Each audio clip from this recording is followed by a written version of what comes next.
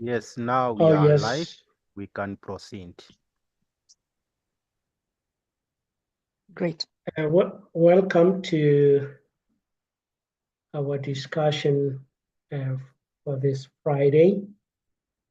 And it is Skeptics and Others Friday Dialogue.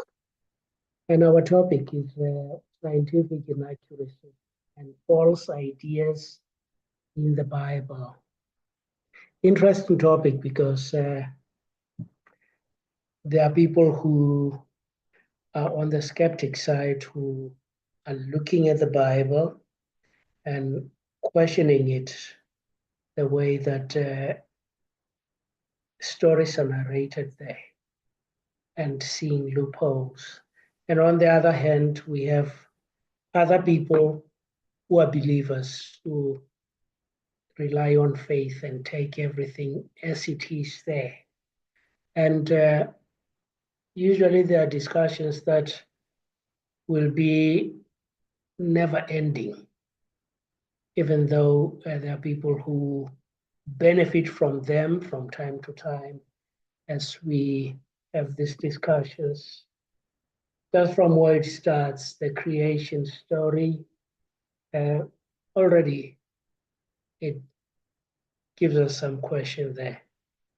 Somewhere when we look at it, it's talking about a flat earth, and it's talking about earth being on the center of everything, even as the sun now. It's good that we talked about Galileo a little bit earlier. Now, was it on this one? No. it's another live here in Cape Town where somebody was mentioning that point. What came before what when things were created? That also raises questions because some of the things rely for sustenance on things that were created after. And you ask yourself how they survived. There are a lot of things. Supernatural events, things that would never happen under normal circumstances that are reported in the Bible. All those things we'll unfold them today as we listen to people coming with their positions. Then the sequence of events will be to start with people raising the inaccuracies that they know, and then discuss further from there. So without further ado, we can get into the discussions.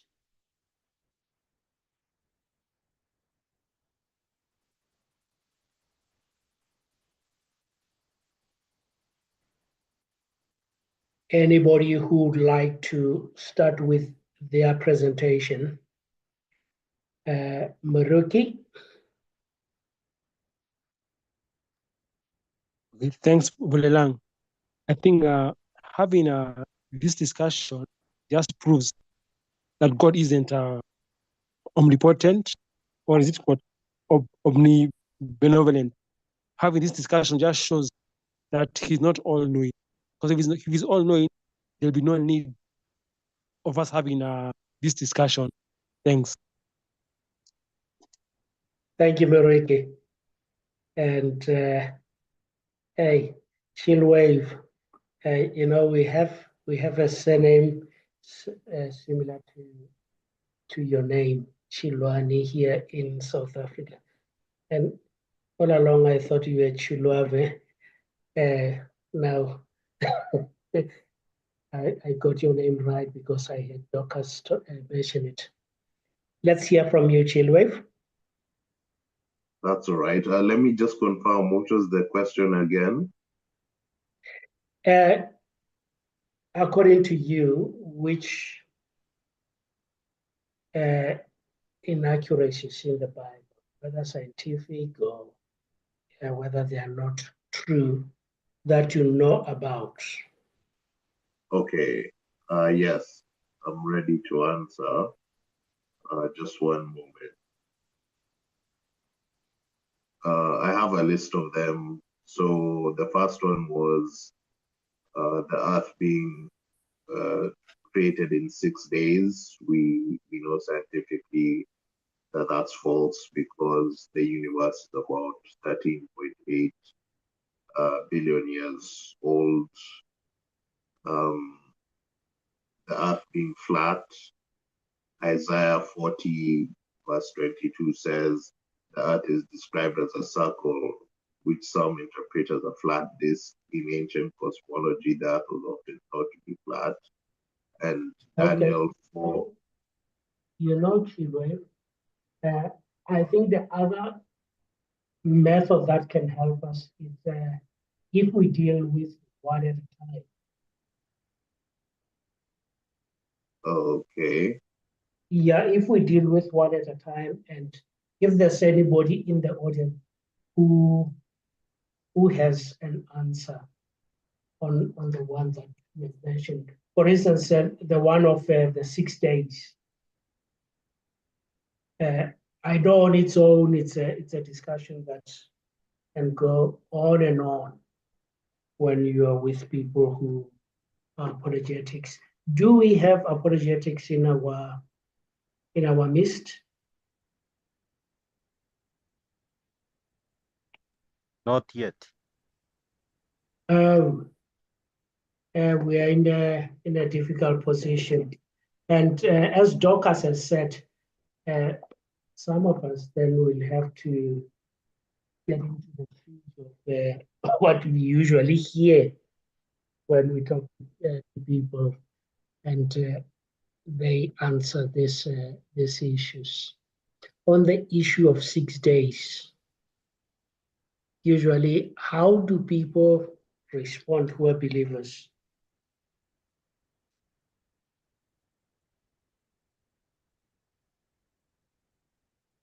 How do they protect it? Well, I think how they attempt to protect it is some of them will say, 6 days to God, like one day to God can be like 1 million years. But it's still scientifically inaccurate because in Genesis, the Bible says that on the fourth day, God created the sun, moon, and stars. And we know that from science, it was the sun that was made first, or rather, the sun that appeared first, and then the earth later. But Christians will go further. They'll say that Genesis is just metaphorical, like the whole creation story was just metaphorical and it was meant to depict like the fall of man or the problem of sin or something like that. So I think the quote unquote serious apologetics, the ones that try to have some reason behind them, yeah, they're gonna say that the Genesis story is metaphorical or allegorical. Yeah. By the way, who's behind Sastor is Pastor?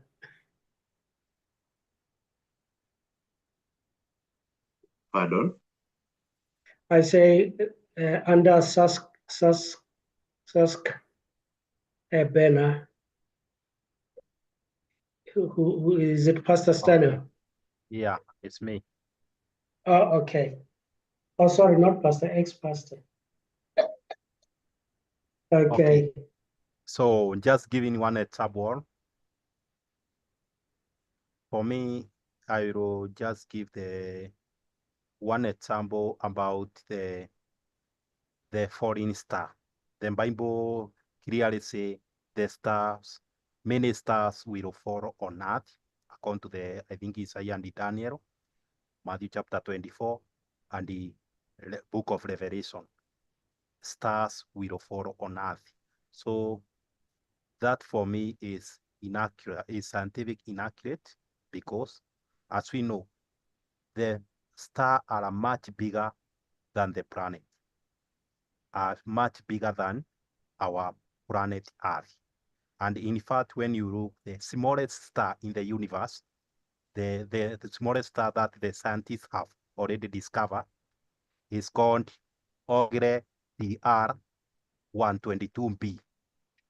And that star, which is very smallest, so far as we can tell, is bigger than Earth 53 times. You know that Jupiter is bigger than Earth just 10 times. But this smallest star is 53 times. Imagine as something that is bigger 53 times falling on Earth. And not that just that is one star, but even the star bigger than it, many stars bigger than this star falling on Earth. That is impossible. So that is, for me, is scientific inaccurate in Bible. That is just one example I have. The other will follow later. Thank you. Oh yeah, because bigger bodies attract smaller bodies. Earth maybe can fall on a star, but not the opposite. Okay. When we are done with hands, let's say you get your chance, then please lower your hand and raise it when you have another point. It will help with the sequence. Bolelang, Then- Bolelang, just to interrupt you for a second. I'm trying to look for the icon for raising my hand, but I can't see it. So maybe I can Usually speak it's- after El Maestro. Okay, I know it's under participants, but I can't. The button is not clicking. I've tried it a dozen times. Not under React. Are you using a computer or a phone? A phone. Oh, on a phone, Yeah. I don't know.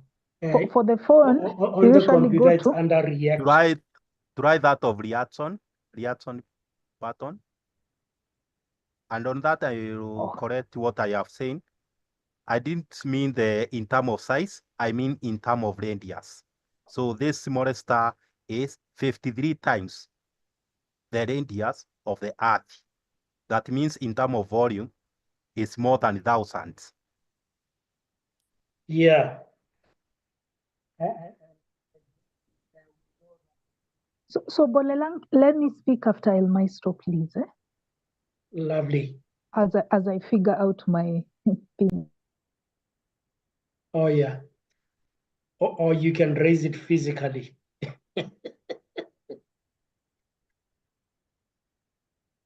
Okay, El Maestro, let's hear.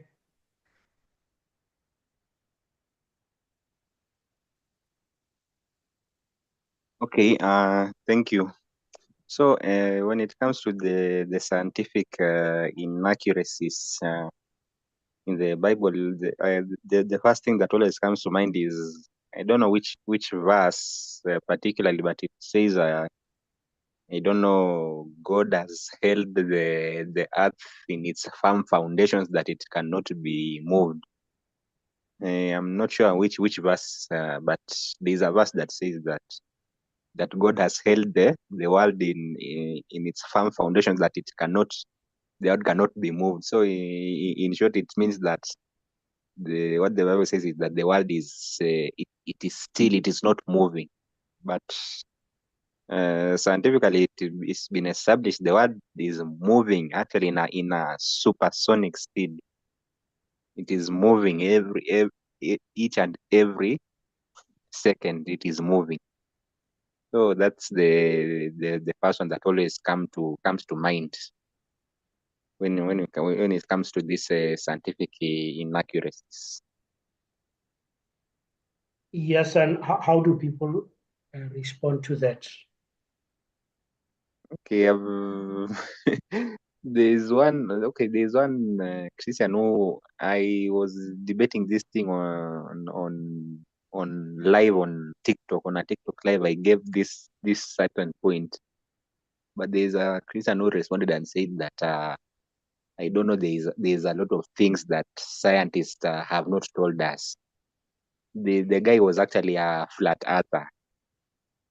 He was actually a flat earther, and I told he was telling me now the see these scientists they don't tell us a lot of things, and but then I told them, so if they don't tell us a lot of things, why doesn't God tell you those things, and then you give evidence to us? Because from on our side the evidence is right there. There are videos and there are pictures from space that show that the earth is moving and the earth is spherical. But they say no, those pictures they're AI. I don't know, they're generated. It's Yeah, actually graphics. difficult to it's actually Yeah. when you're brainwashed, it's actually difficult to really think critically.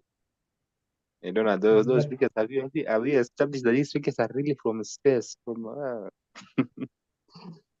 That's how Difficult they one. don't. Yeah, they don't really come up with anything to challenge anything concrete to challenge that point. How science says, they don't really come up with anything concrete to challenge that. Good. Then we go to Dorcas.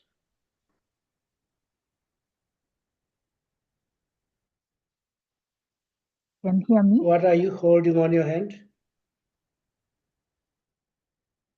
It seems The you're device frozen. is really misbehaving. Yes. Oh dear.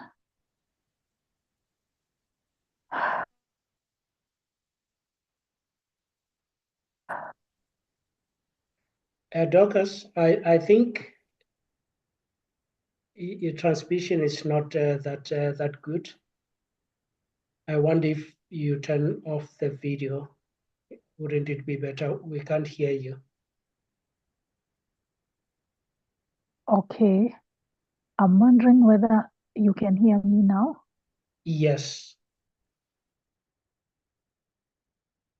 It's like I'm frozen, eh? Yeah, you are moving in Okay. staggering movements. Oh dear. What about now? It's good Can you now. hear me now? Oh, Yes. okay, great. Now, I will respond to what Achilwave mentioned and a little bit about what El Maestro talked about as possible rebuttals from believers. But before I get to it, I would like to piggyback from where Morioki left off. Initially, he said that if we can find scientific inaccuracies or false ideas from the Christian holy text, then that is an indication that the God they believe in is not an all-knowing God. Okay? He's not an all-knowing God. He's not an omniscient God. Because if he was all-knowing, then there would be no room for inaccuracies or false ideas in the Bible. That is a testament that religion is false, it is man-made. This is why this discussion is very paramount. And it should get the critical thinker who is still a believer to question their position. Why would you believe in a God who can't even get basic facts about the natural world right? Okay. And this is actually another way of testing the veracity of an idea. The Bible is the claim. The Bible is what Christians peddle as their belief. Then science is the route through which we test the claim. Yeah. And right here, I feel like it is important to define what science is, so that we can know how useful it is in this discussion. My dictionary says that science is the systematic study of the structure and behavior of the physical and natural world through observation, experimentation, and testing of theories against evidence obtained. So some keywords here include observation, evidence, the natural world, experimentation, and testing or verification. There has to be the element of repetition. Different people have to repeat that experiment in order to verify that a certain hypothesis is true.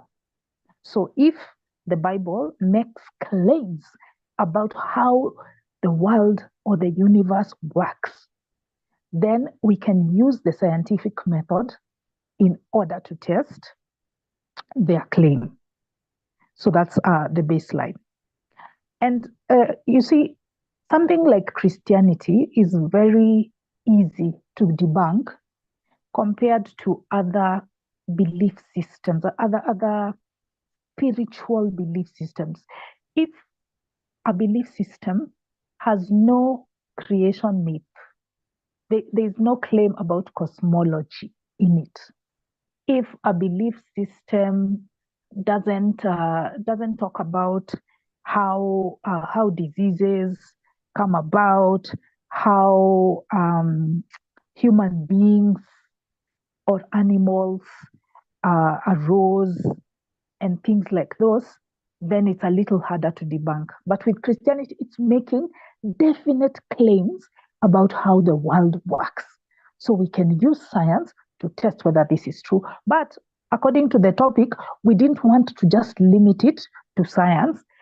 We said even any false ideas, even if it's not a scientific inaccuracy, but it's an inaccuracy that is assessed maybe through historical records or other means, then you can also address it. Now, let's go to specifics, and I'll touch on what Chilwe brought up, which was the idea of creation.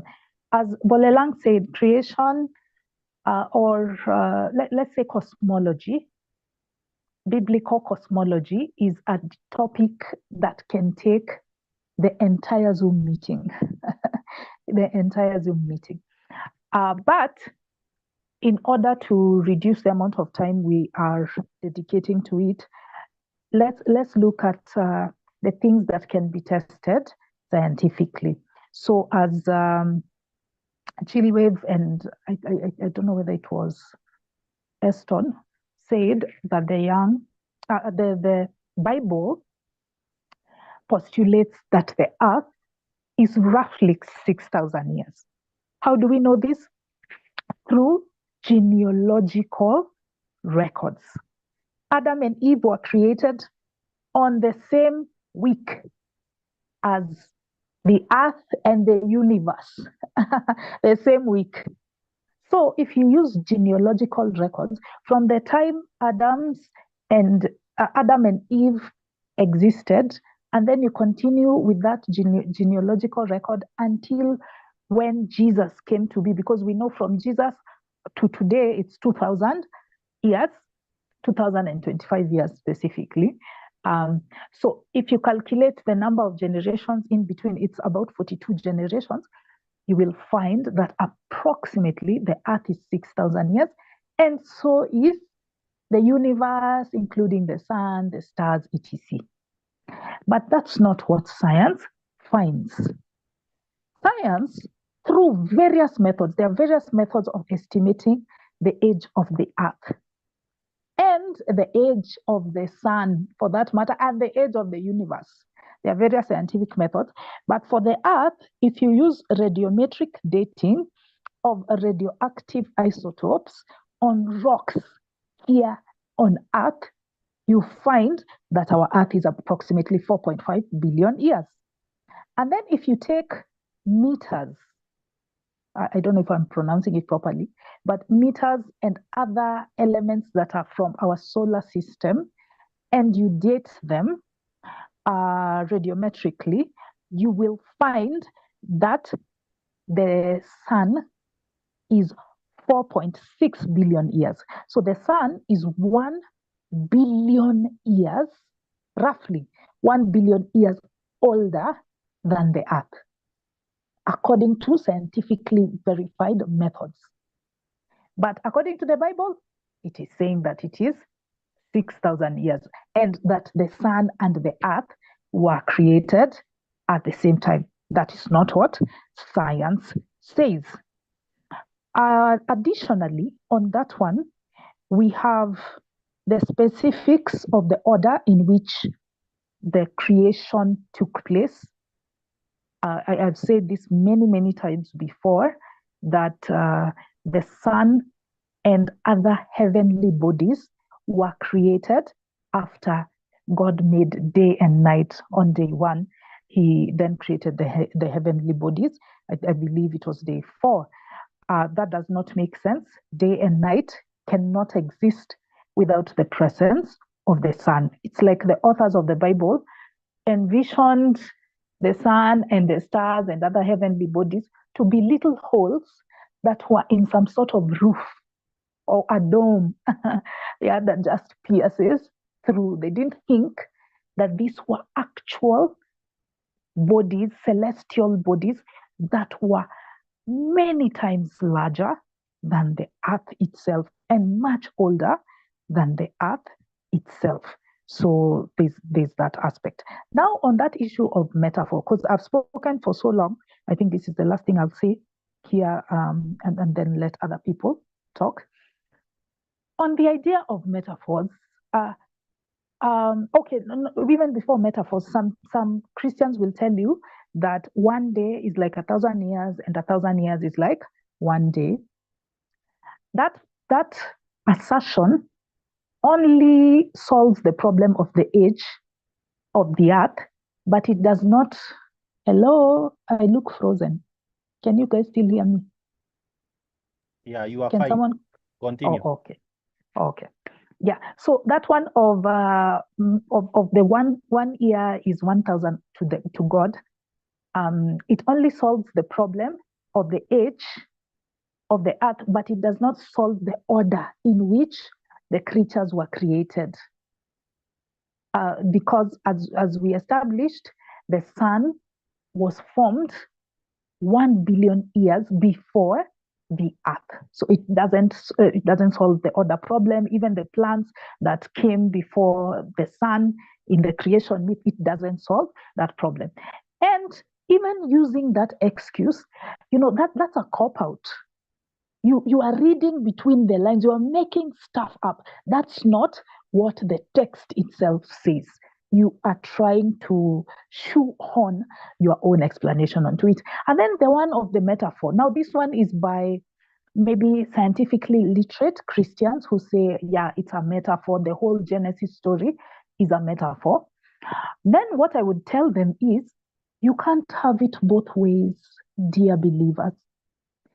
If you say that the creation myth, the creation story is a myth, is a metaphor, then you should apply the same approach for all stories in the Bible, including the one that makes you a Christian, the one that says Jesus was divine, he was the Son of God, he was born of a virgin, he died and resurrected, and his resurrection is what causes the forgiveness of sin. All of that cannot be verified as well. Yet those Christians will cling onto those myths, the New Testament myths. They will cling onto them, but they will not cling on to this one of cosmology. So you can't have it both ways, believers.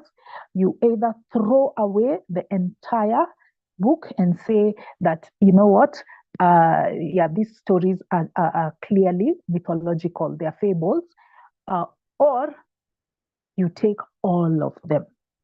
You can't cherry pick, you can't pick and choose. So let me leave it there and wait for the other inaccuracies. Thank you. Thank you, Dorcas. And Let's go to Muriki. Thanks, Bulelang. Just what Doc has mentioned about Jesus Christ. I want to ask this question to, I think it's Chilwe, Dorcas, and Stanu. What business does a skeptic or an atheist have telling a believer that Jesus is might have been a historical figure? Because already the story of Jesus has so many things that can happen. Like I remember that when Peter cut the ear of a soldier. When Jesus was being arrested, he cut the ear of a soldier. Then Jesus returned the ear on the spot. He took the ear and put it back on the soldier. Impossibilities. Then he put to drink deadly poison. So what business does a skeptic and an atheist have telling a believer that Jesus was a historical figure? What is true and what is untrue about this historical figure? Thanks.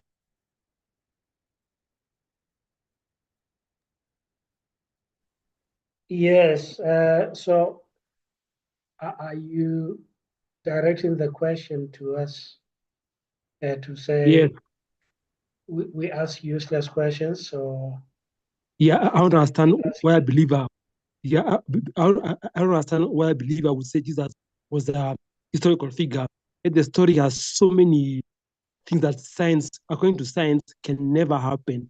Scientifically, he did things that can never happen. So I don't see why you're saying they say that he might have existed. Then what's true and untrue? okay, Okay. that's a question for Muruki. I think I can just say to say whether Jesus is a historical figure, that is a different claim from whether he performed the miracle that was claimed in the Bible.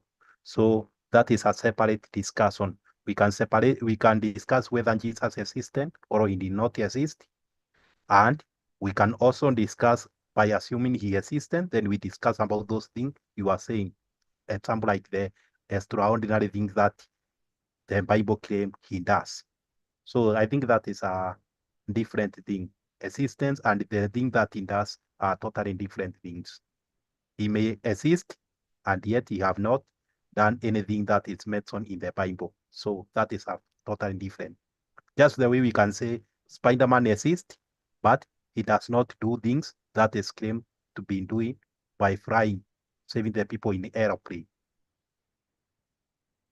About I will also just say correct some correction about what Dorcas say about the creation.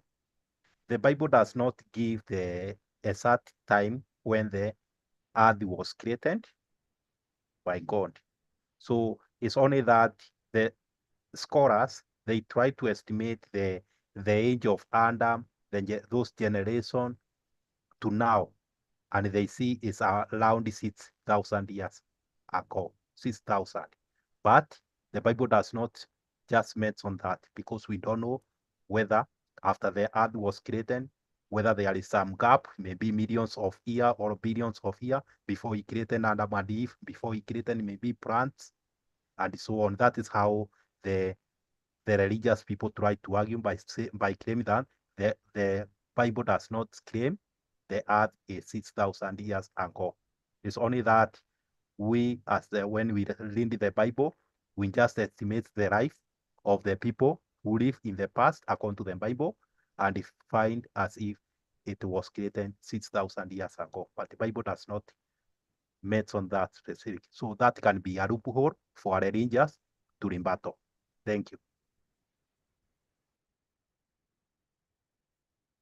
Okay.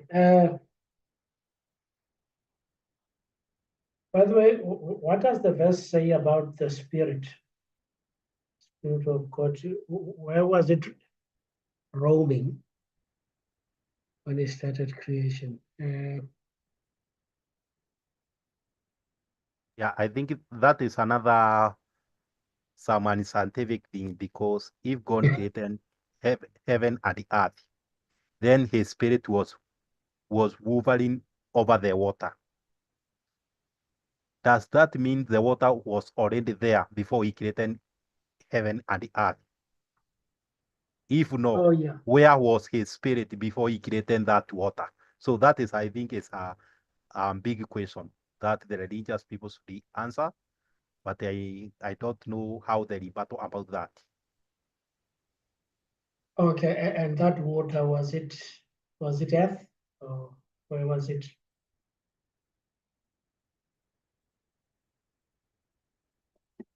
You see, that story has gaps there. Yeah, a lot of gap unless we hear from apologetics. Yeah. Okay. Who's next?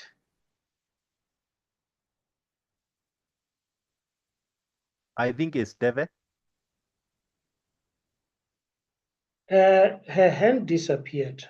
I wonder, was it purposely or not? Ndeve?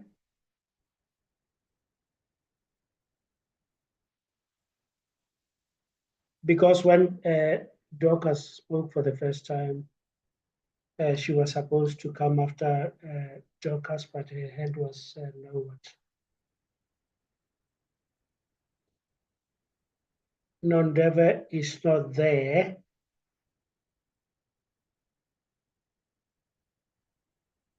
Let me check.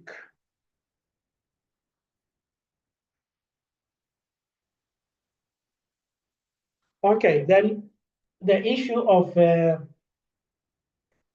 talking animals.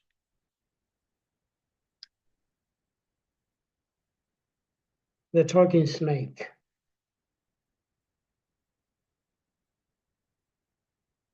Did that thing happen, and how? Because the tongue of a snake sound comes from a tongue.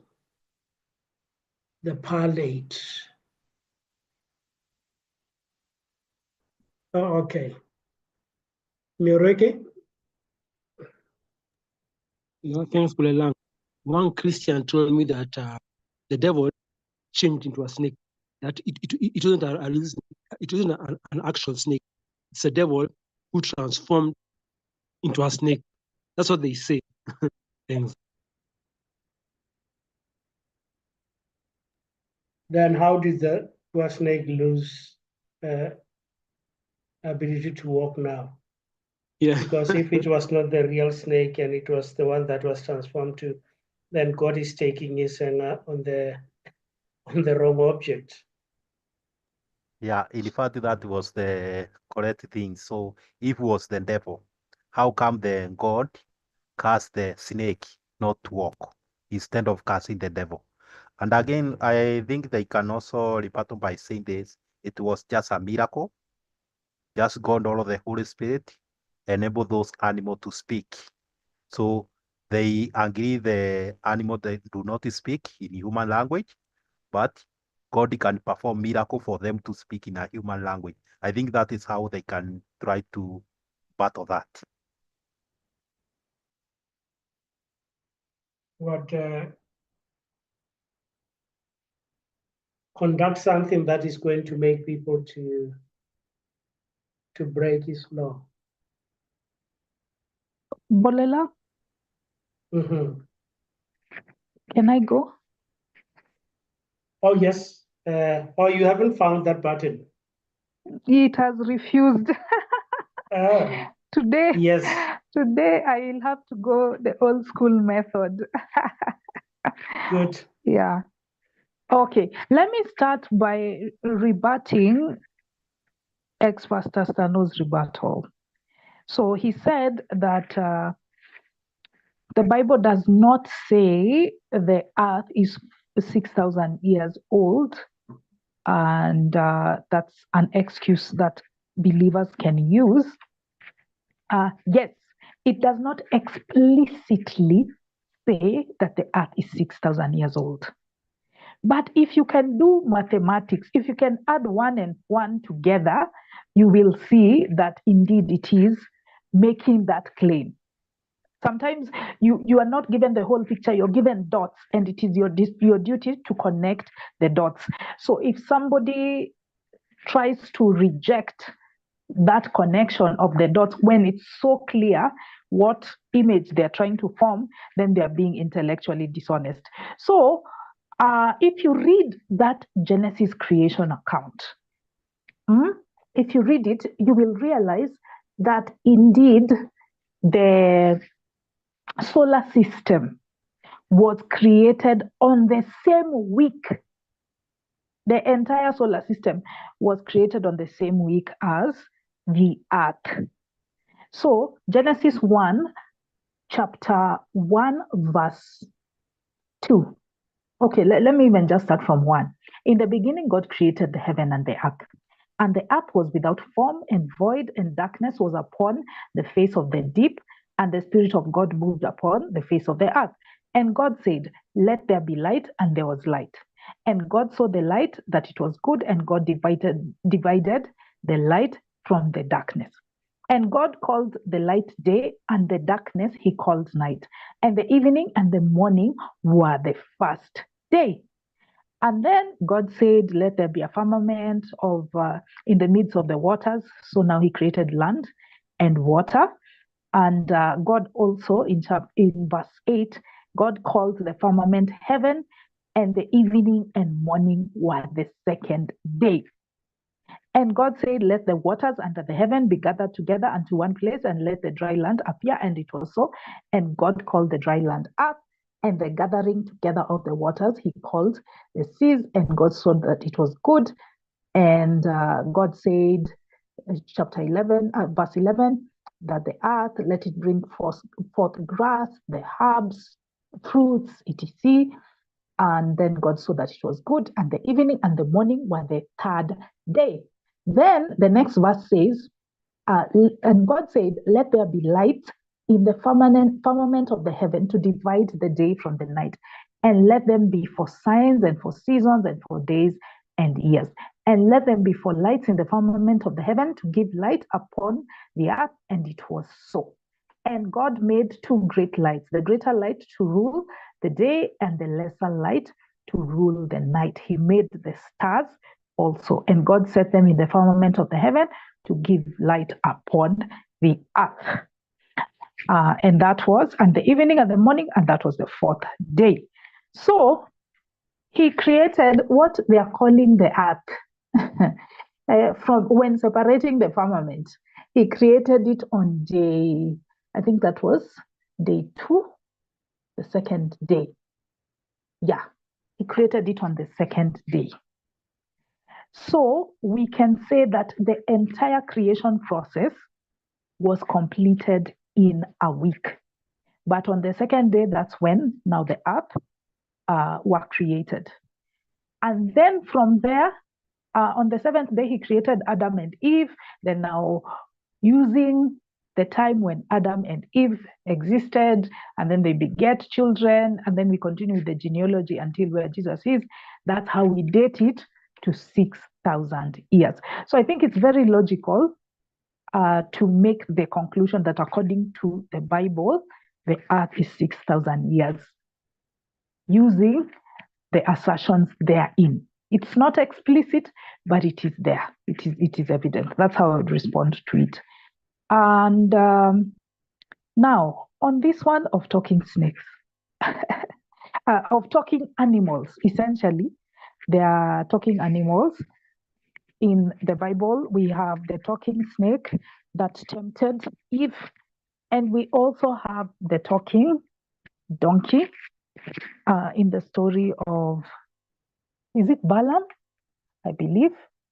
Yeah, there was a talking donkey. And I might as well throw in. Yes, it's Balaam. Yes, in the story of Balaam. And I might as well throw in the story of Jonah and the fish. So we have cases in the Bible of animals that are doing extraordinary things that are not normally attributed to those animals.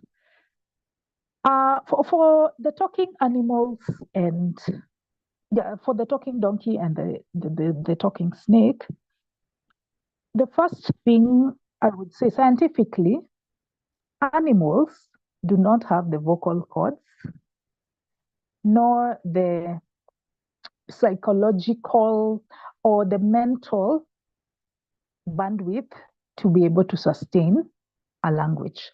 That's not how the world works. Animals don't talk. Generally speaking, they don't, because they don't have the anatomical features necessary for you to speak. But as Ex-Pastor Sano said, these people will say that it's a miracle. It's the supernatural. Who are you to limit God? But how I would respond to that is, number one, we were not there to verify that these things were true. We were not there.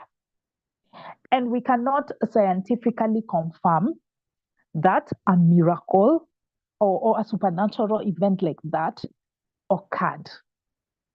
So the time to believe a claim is when it has verified evidence and not a moment sooner. So they are believing it based on bad reasons. Another thing I would ask a believer is, if you are believing this story of the talking animal in your holy text, why don't you also believe the story of the talking animals in Hinduism? Why is it you use healthy skepticism? Why is it you are a skeptic and a critical thinker when it comes to other religions, other talking animals, other fables and mythologies? You are very skeptical and you're like, no, that doesn't happen. But when it comes to yours, you insist it's true. Yeah. Take the case of someone like me. I come and tell you, you know what? I have a snake. Let me not even use a snake, because the snake is the talking snake is the reference point in this case. Let me use another animal like a hyena. So if I come and tell you that I have a hyena in my bedroom, this hyena oozes out cake, cake and juice, and pilau and chicken. It makes food in its body that is sufficient to feed me. Then it talks to me, it soothes me when I've had a hard day, and it cooks for me, it comforts me, it sings me a lullaby before I go to bed. I just come and make that claim. Would you believe me?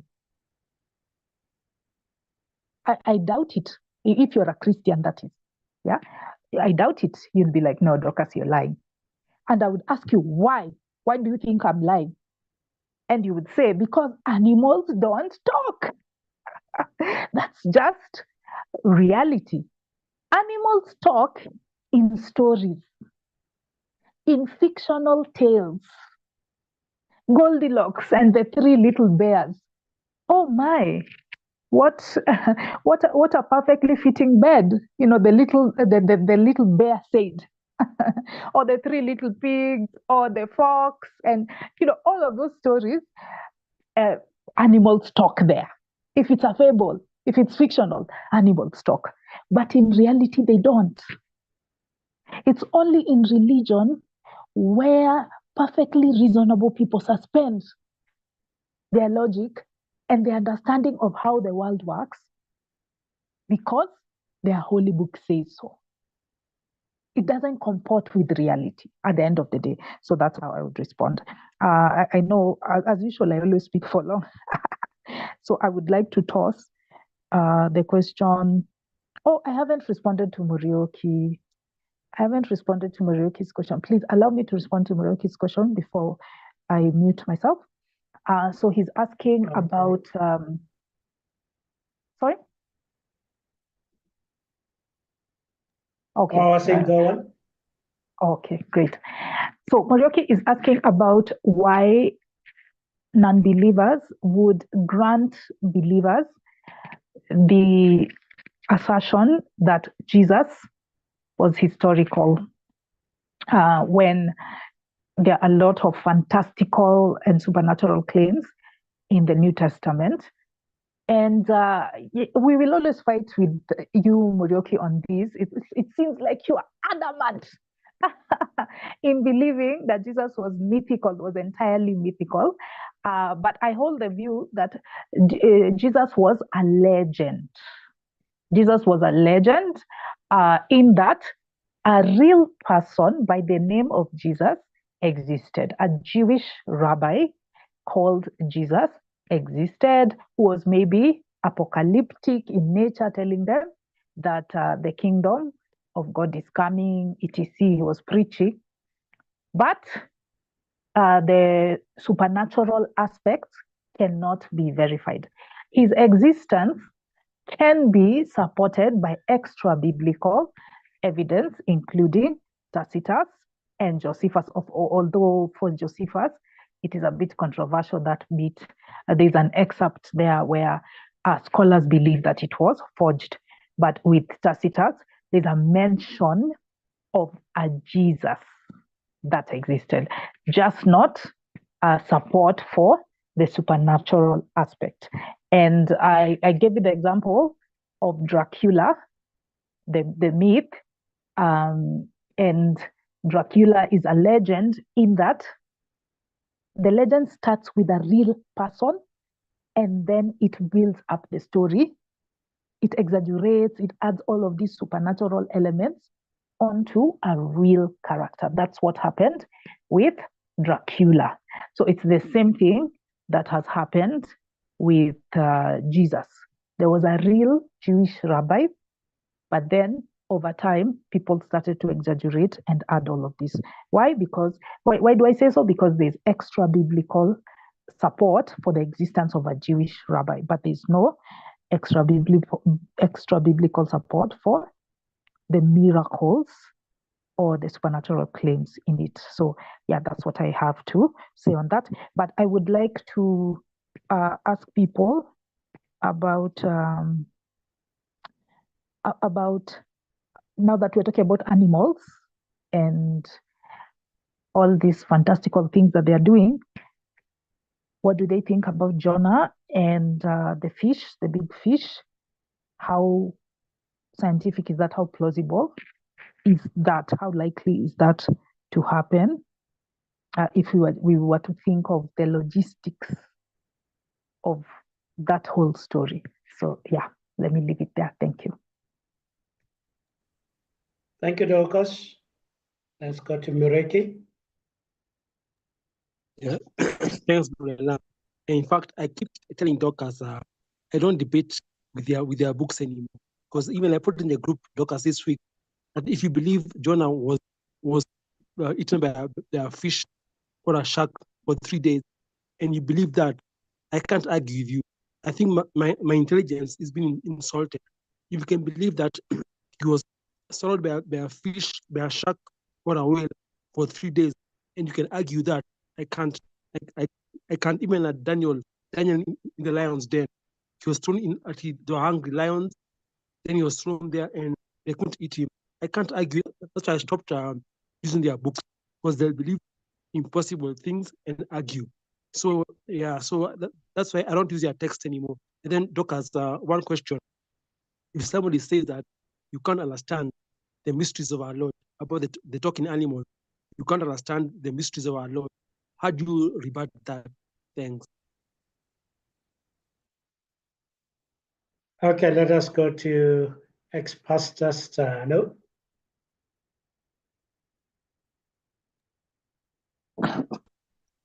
I think for Jesus, I will differ about the existence of Jesus. For me, I think there is no enough evidence to prove Jesus really existed, because even the document that we find, there is somehow lack of clear evidence, because those people, like for example, like Josephus, wrote about Jesus many years after that thing started, about when that myth already started. So we don't know how accuracy was, whether he was writing what he was hearing from the people. But but not from what he witnessed, because was not there during that time of Jesus.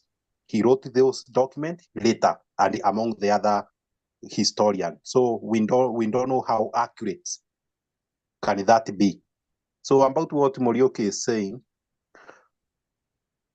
yes, people believe things. Even me, I was believing those things. So you need to debate to those things. You prove to them how illogic they are sounding, so that you may be able to help them. Just the way even me, I was helped by someone.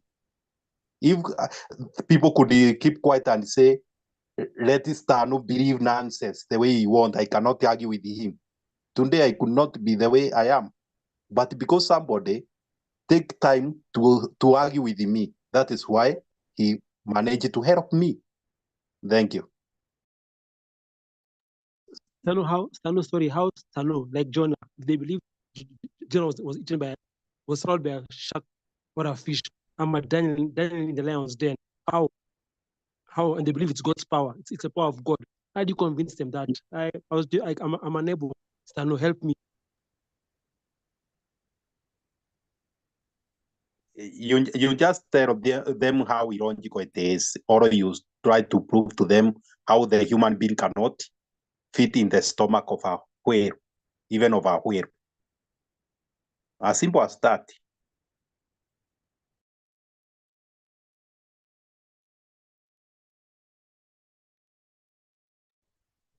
Okay, Deva is back.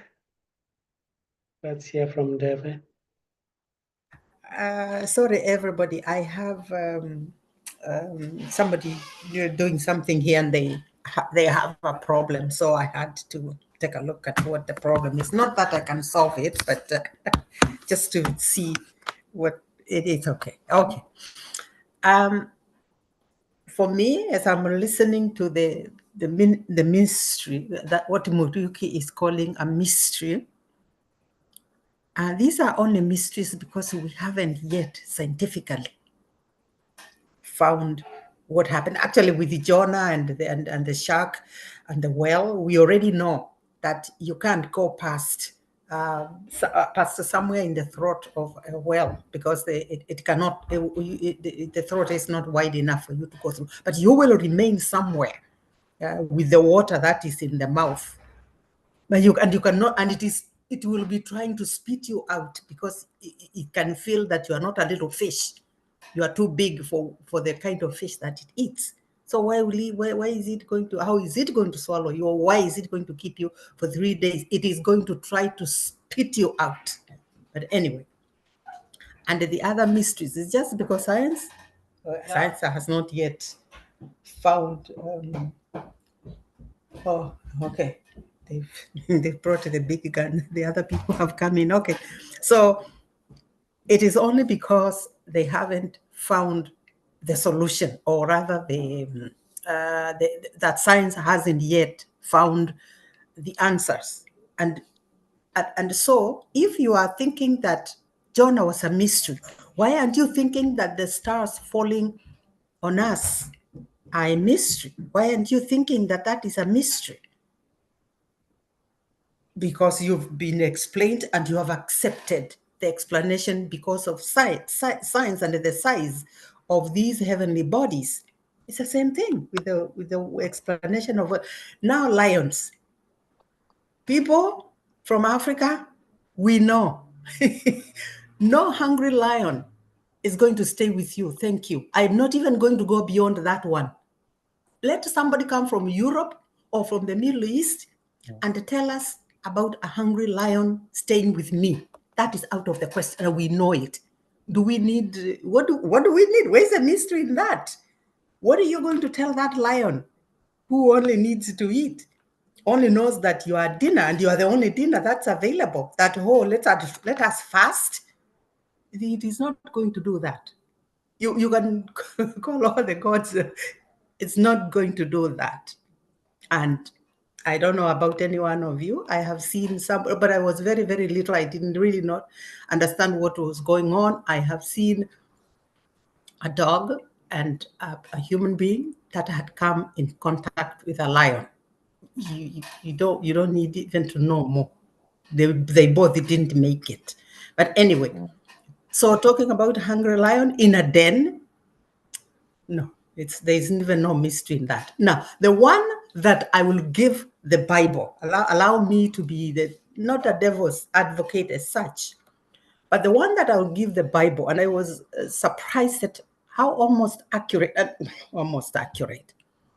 that circle in First Kings, that it is described a circle in the Temple of Solomon, which was a molten globe, a kind of a circle, and the pi that you can calculate from that circle is pretty close. They make a mistake of about 1.5 feet. That is big, but we are talking about God had us, so we know they were God had us. So let's not be too hard on them, because we know they are God.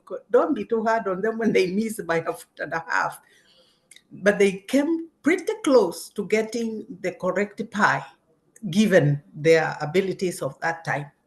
But on the other hand, I will also say that if they had been in touch or in slavery with the Egyptians, they should have been able to do a little bit better than miss by 1.5 feet, because the Egyptians had been measuring pi accurately to 3.1, almost 1.4, and so forth, since like 1850 before BC. Therefore, before the God had us, had a try at it. So here I have actually probably with the pi, I have agreed on their pi, but I've also called it because if they had really been slaves in Egypt, they would know a little bit better about pi. So yeah, mysteries until we find out what is going on. And there is also the one, maybe, I don't know, maybe Muriuki hasn't heard about it, of the sun dimming in the end times. That I'll not take it from them, because they say, it is said that this is what will happen with the sun, but the sun will not dim, it'll get brighter. If at the end, at our scientific end, the sun will become brighter, but then they say that the sun will dim.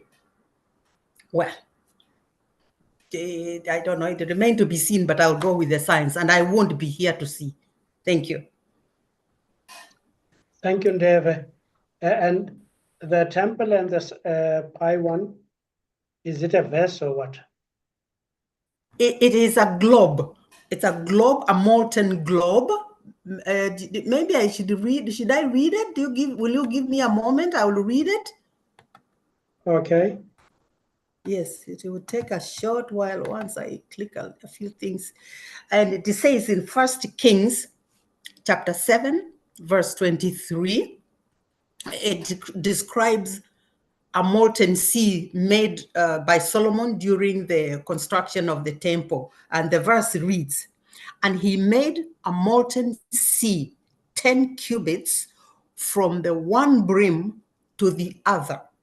It was round all about, and his height was 5 cubits, and a line of 30 cubits did compass it round about. So the circumference was 30 cubits, and from one end to the other of a cube, that is the diameter, was 10 cubits, and the circumference was 30 cubits. And the circumference of a circle divided by the diameter usually gives you pi, 22/7. And they come pretty close.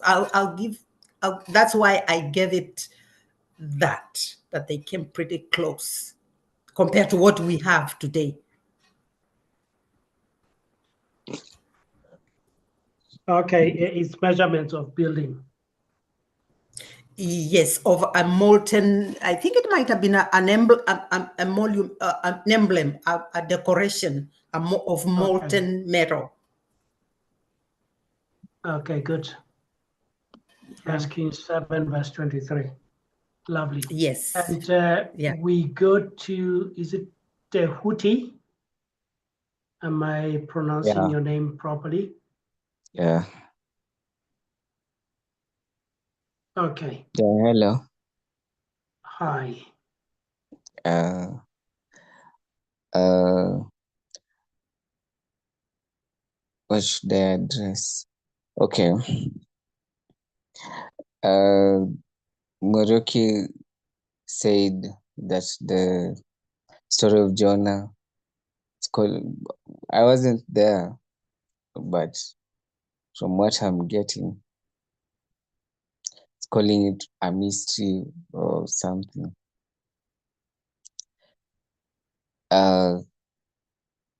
What we call those stories in Kenya, stories ajaba. So we have to understand that the people who came up with these stories, their knowledge of the universe was so tiny. They had an idea of a Kwanzaa, they thought that the earth was flat. That's why there are all these stories about ascension into heaven, the Tower of Babel. So, and before people, human beings, this human condition, everyone at some point experiences an existential crisis, asking why are you here? Where did you come from? What happens after death? So back in the day, before all these scientific innovations, the time walikuwa got herders. Religion was they had to come up with fantasies. And the way religion has so many similarities is because it's the same story. And you know, a well-traveled story always comes back with some embellishments. So everyone comes up because the human race, whatever you believe in came from the same place. So as I think along the way, information gets lost and then gets discovered after some years. So by that time, you already have another story. So the story just grows and grows until now you have stories about Muhammad and Jesus, but they all come from, all these stories about someone, a son of God, someone who is like a spokesman. They all seminate from the same place. So I don't even remember what my point was. So, Pauline. Oh, yes. Thank you, Tehuti. If anybody had points that can be explained or that can be counter argued. Polelang, my hand is up also. Oh, okay. And I noticed ex-pastor Stano maybe forgot to lower the hand. And Murugi, am I correct? Okay. Yes, Dorcas. Even Stano has accidentally logged out, I believe. Now, let me respond to Morioki's questions. In fact, they were bordering on, one of them borders on what I asked, because I asked members, what do they think about Jonah and the big fish? So logically speaking, scientifically speaking, because science is based on observation, experimentation, and verification, testing, repeatability. So empirical That story data. cannot happen. Mm. Yes, empirical data, exactly. The scientific method, by the way, it's not just the inventions that make something scientific, it's the method used, and it can be used in any field under the sun. You can use the scientific method to determine whether your spouse is cheating on you or not. Yeah, so it's not restricted. But scientifically speaking, the Jonah and big fish myth is just that. It's a myth. It's not possible.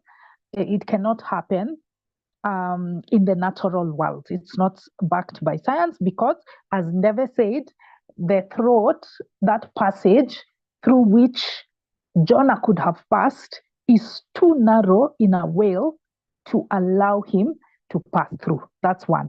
Secondly,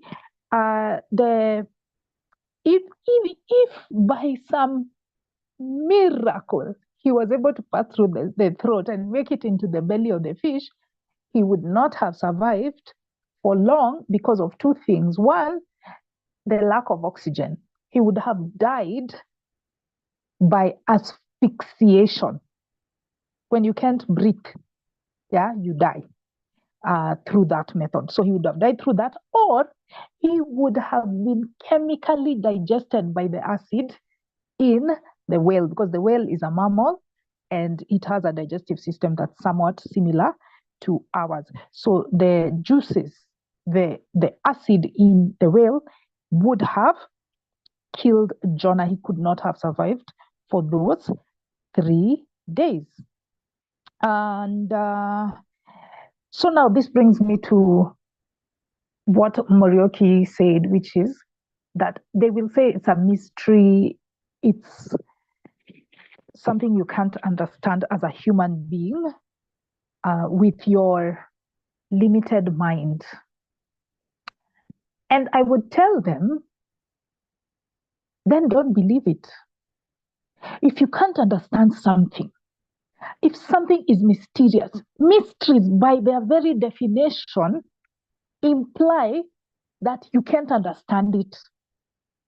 So if you're not understanding something, don't believe it. Because if you believe something that you don't understand, that is mysterious, then you are falling for a scam. The time to believe something is when there is evidence and not a moment sooner. That is how you protect yourself from the charlatans of this world. But if you go believing in things, no matter how fantastical or how improbable they are, simply because, yes, it's a mystery, so there are things that I don't understand, then you'll fall for anything. You'll be scammed, you'll be cheated by anyone. It's not a good method of living. I would tell them that they are holding their position based on bad reasons. That's a bad reason to believe in those supernatural events, in Jonah the big fish, or in the lions not eating Daniel, that it's just a mystery, we can't understand it. That's a bad reason to believe it, because it defies reality. That's not how reality works. Then I also told Morioki, not Morioki, but everybody else. I had mentioned this before when I was talking about the talking animals. And I was saying that I would ask them, why is it they don't believe the talking animals or the other fantastical things in Hinduism? You know, Hindus have the cow, and some of their lords, they look like animals, and they have all these supernatural powers. That's why many of them are vegans. They don't eat meat. Because of that, they think those animals are divine. So why don't you believe those myths? Why? Kabisa, for Bolelangu doesn't understand Kiswahili. Actually, that is Sheng.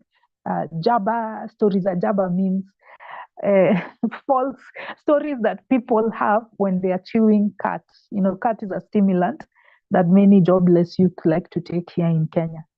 So when you're taking that stimulant, You come up with all these ridiculous stories which are understood to be lies, to be fables. So that's the thing. If you cannot believe the myths, Mwambie they're called pipe dreams. Basi, pipe dream. yeah, that's right.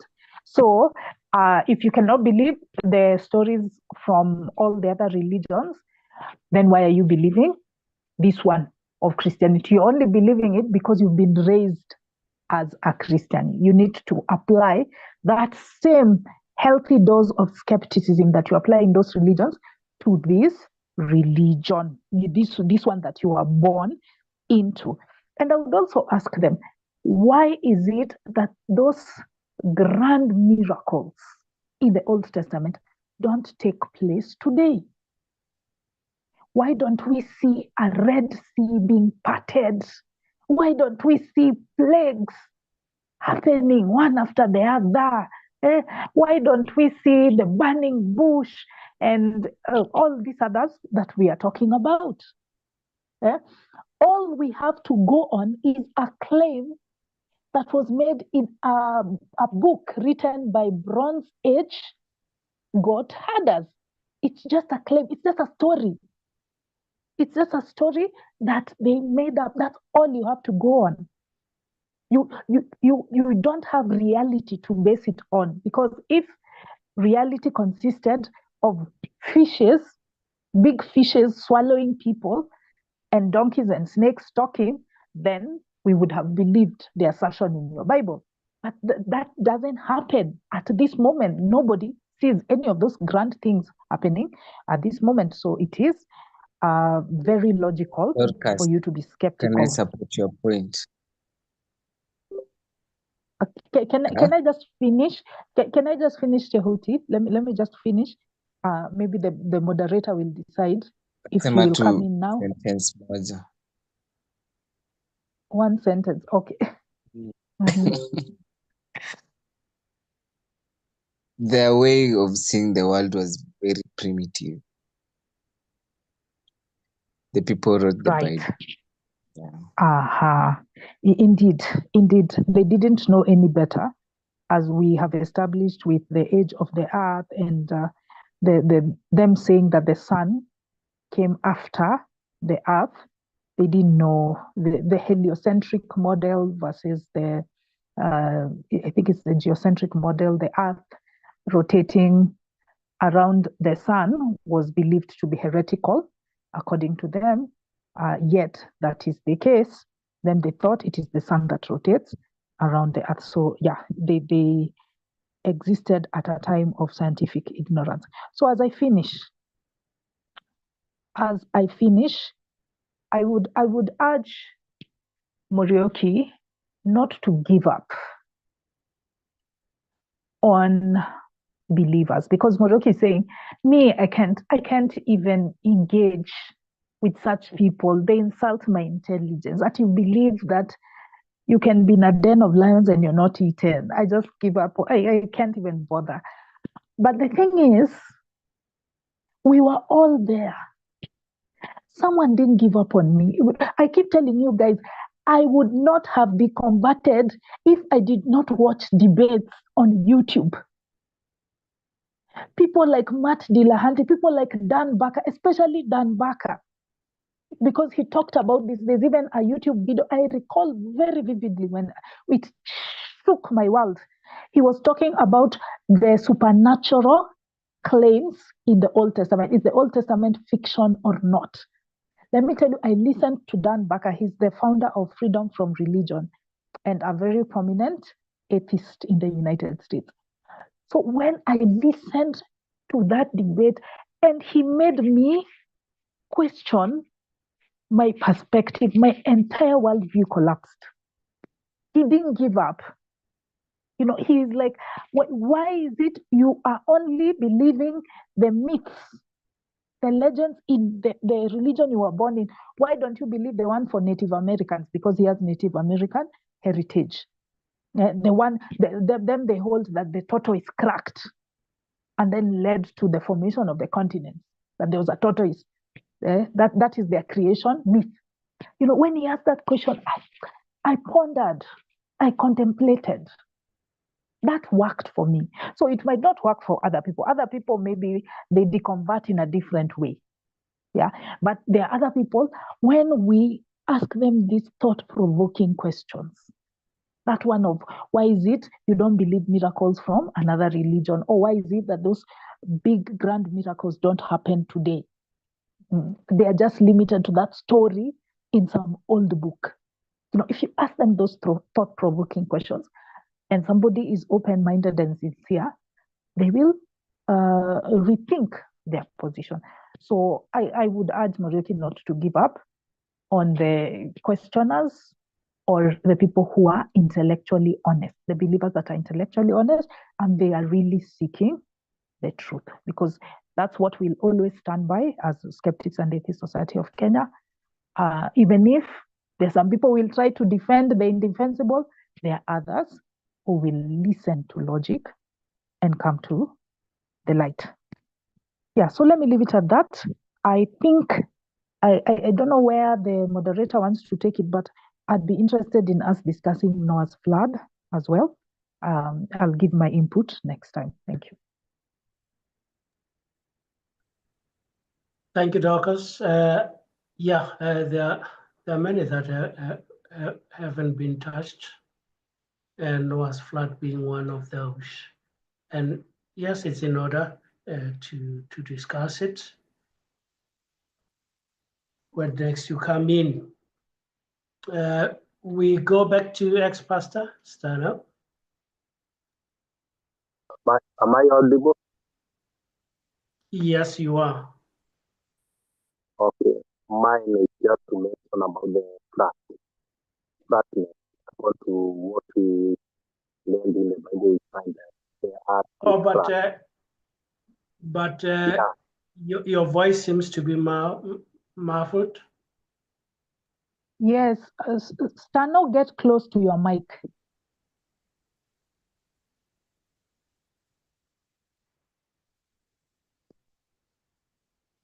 Okay. Yes. Fine. Okay. Am I audible now? Yes. Okay, I was using microphone, earphone.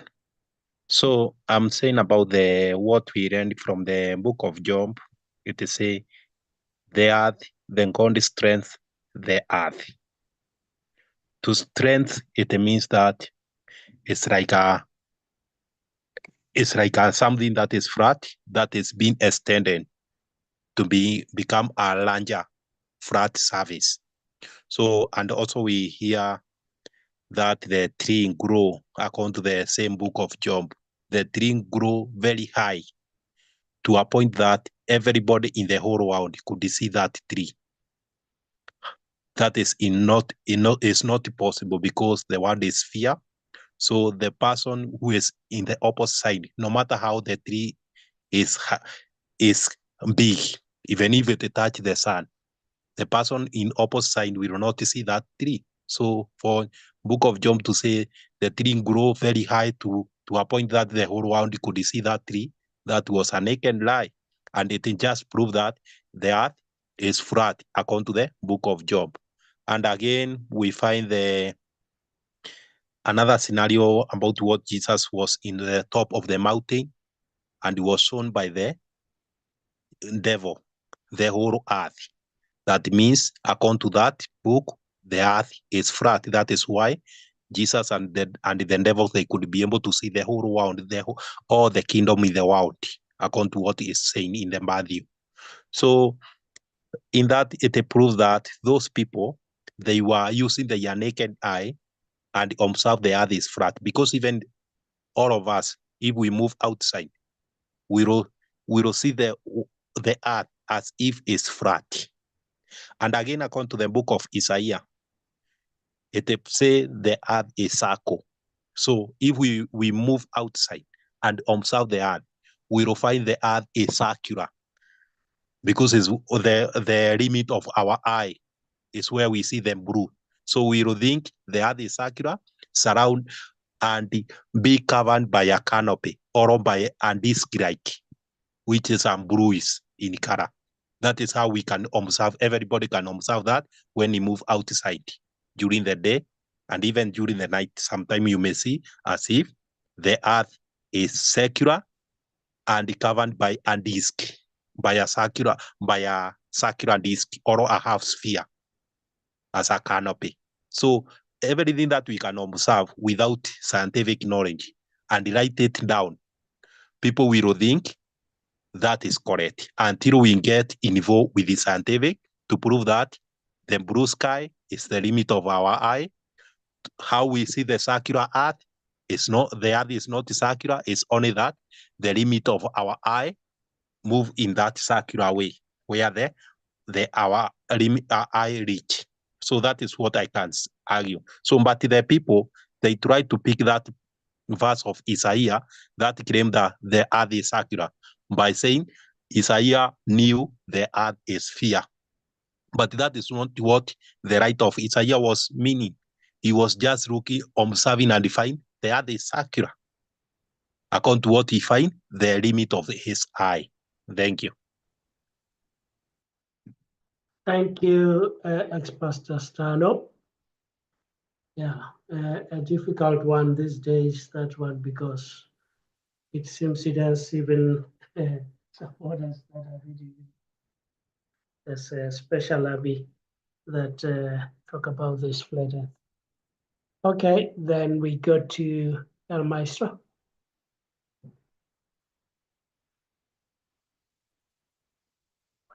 Are you there, Maestro? There are two. I think there are two stories that we are we are forgetting. The first one is the story of the Tower of Babel in Genesis chapter 11, where it says, I don't know, when people are they are building a tower to heaven, but then God stopped them. I don't know, God stopped them by confusing their language. But today there are towers that are built even, I think they're even taller than that Tower of Babel, and also there's pictures from there's a International Space Station that is hanging up there in space. So I don't think this Tower of Babel can have been taller than that this International Space Tower, because the higher you go, it reaches a limit. It reaches a limit. So even then, so even then, how where is this heaven located? Where was that tower going? In which side? In which direction? Does it indicate it was going to heaven? Yet the earth just rotates. The earth rotates. So it is literally makes no sense scientifically that a tower can be going, I don't know, building a tower to heaven, and then it is stopped. Maybe I think those authors they thought that heaven is right there in the sky, or maybe above the clouds. That's why they thought that maybe let's formulate a story of a tower being built for people going to heaven, but then God stops it. Secondly, this story of Jesus feeding 5,000 people. It's not about the feeding. It's about how did Jesus address 5,000 people without what is it? What is it? A microphone? This without maybe using a microphone or these things that sound enhancement. Sound system. Yes, without using a sound system, it is close to impossible scientifically. One person to address 5,000 people without a sound system. Scientifically, no, it's not. It's close to impossible. Yeah, those are other inaccuracies that I find. Yep. Interesting ones also. because even the evidence of that tower, where are they?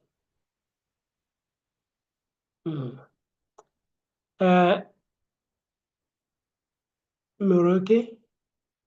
Oh, sorry, it's in Devon. Thanks, Bolelang.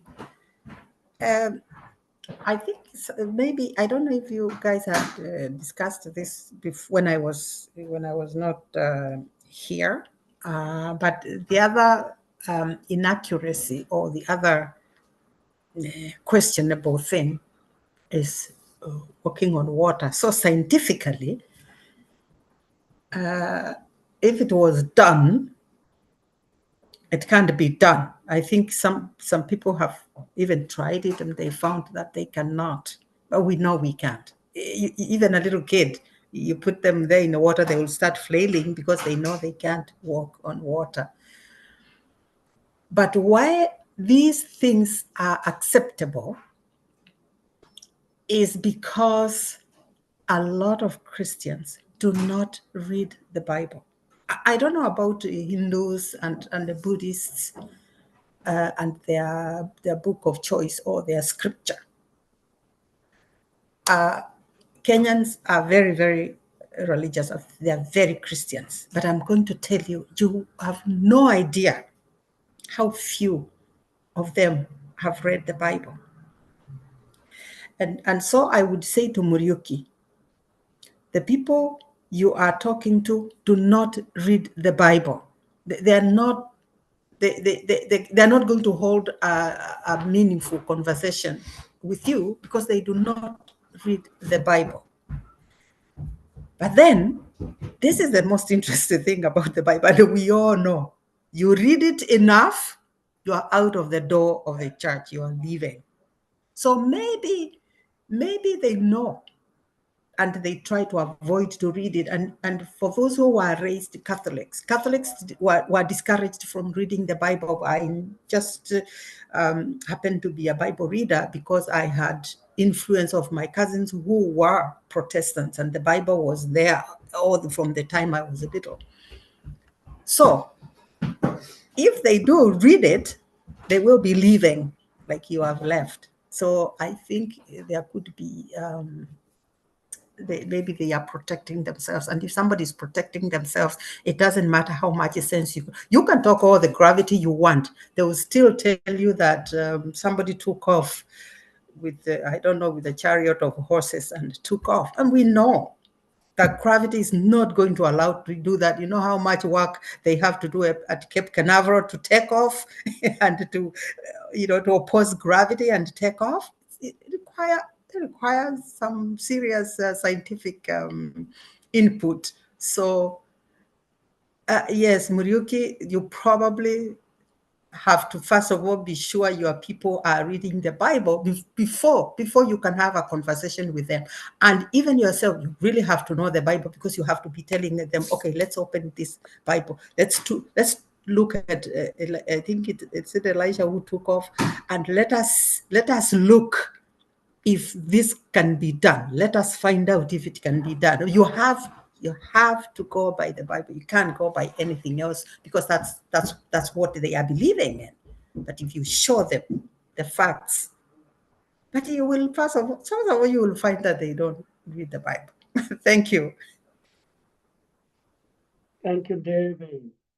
And good for bringing the chariot of fire. Maybe that's what they call the spaceship.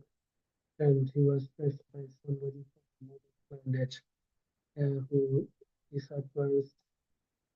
And Bolelang, I'm sorry, I was supposed to clarify something, because I know when you were asking me about the globe, I was supposed to clarify to you that the Bible does not quote pi as 22/7. It is just the measurements that it gives give us that, like, you can deduct pi from those measurements that they make. But on the other hand, any circle you draw is going to be circling about pi, it's going to have to obey pi. So exactly. I know that I So could it see can't that be I broken. confused you. Yes, It can't be exactly. So broken. exactly. It's there by default. By right, So yes, like gravity. yeah. Yeah, so I know that that is where I did not clarify for everybody. So I am sorry. It is not. It is not as if they got pi right, like 22/7. It is just that the circle or the globe has to obey that, and the mistakes that they made must have been because of the shape of the globe that they make. So I was just trying to give them. I was playing devil's advocate. Thank you. Oh yeah. Or their measuring tool was not that accurate. Yes. Yes. Bolelang, Bolelang, You, allow me to go after Tehuti. okay. Then Miruki. Thanks, Bulelang. I wonder how Noah's Ark, how the termites, the ants, and the bees survived. Because it's easy to say lions and hyenas because there are two. Now termites, ants, and bees. It's strange how they survived in the ark. And then also, I want to ask David a question. David, if this tells you that Cain's wife was a child of Adam and Eve, how do you rebut to that? That Cain's wife was a child of Adam and Eve. How do you answer? Thanks. Okay. Then let's go to Tehuti.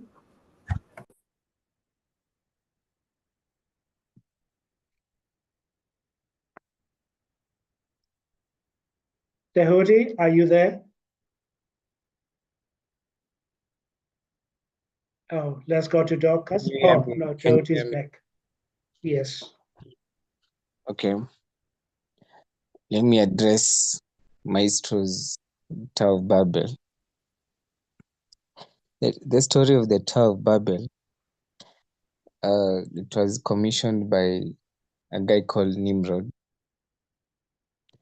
because he apparently thought that he deserved to sit next to God, so he commissioned the tower to be built.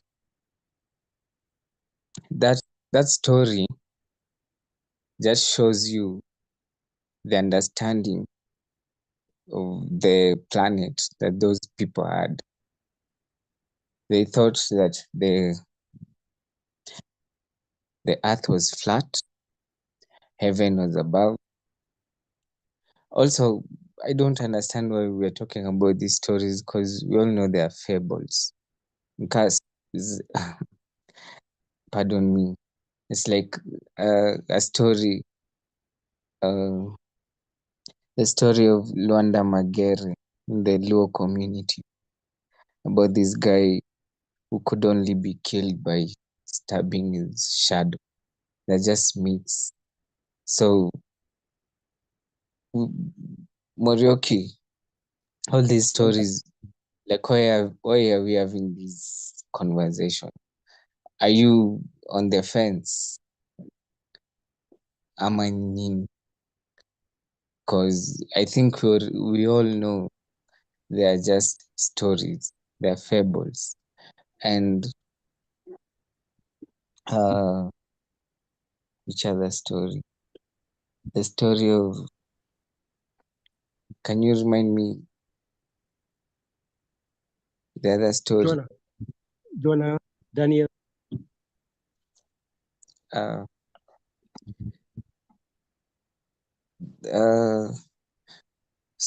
the story of Noah and bees, whatever.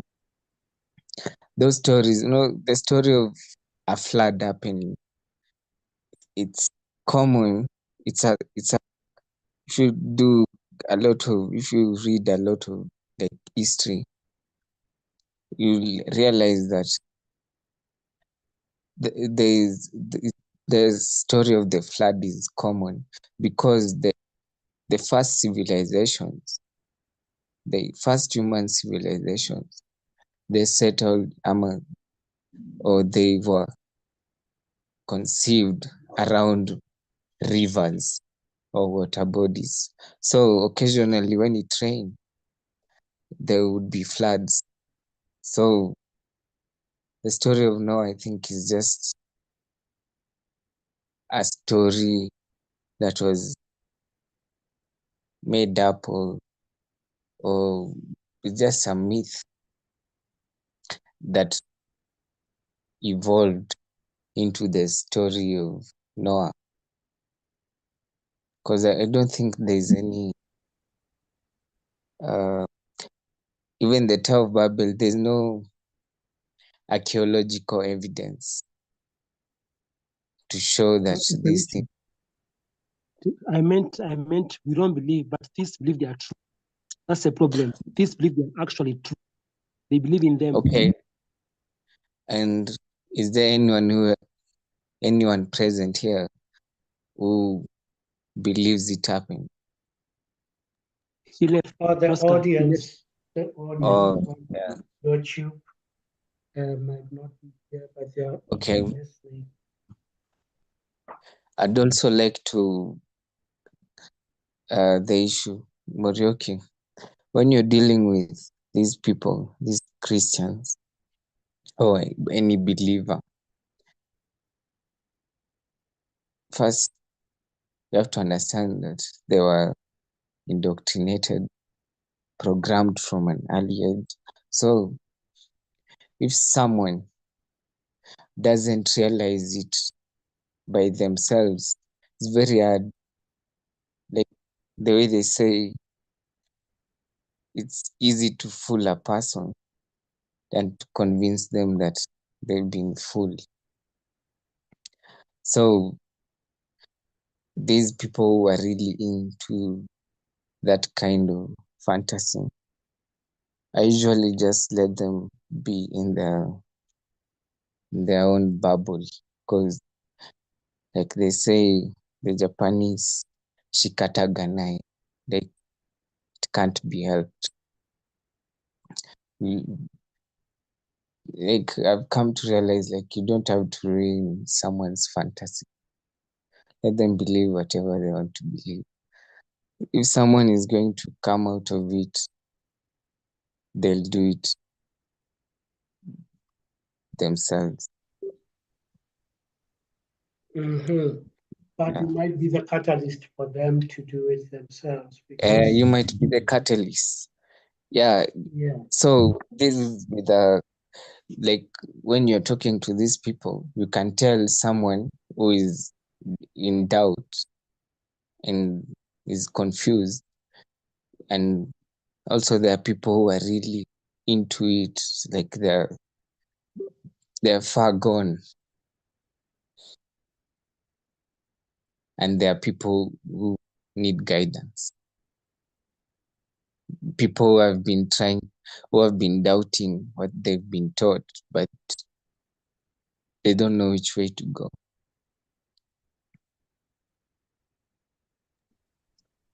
yep. Hmm. Our role is just to express our doubt.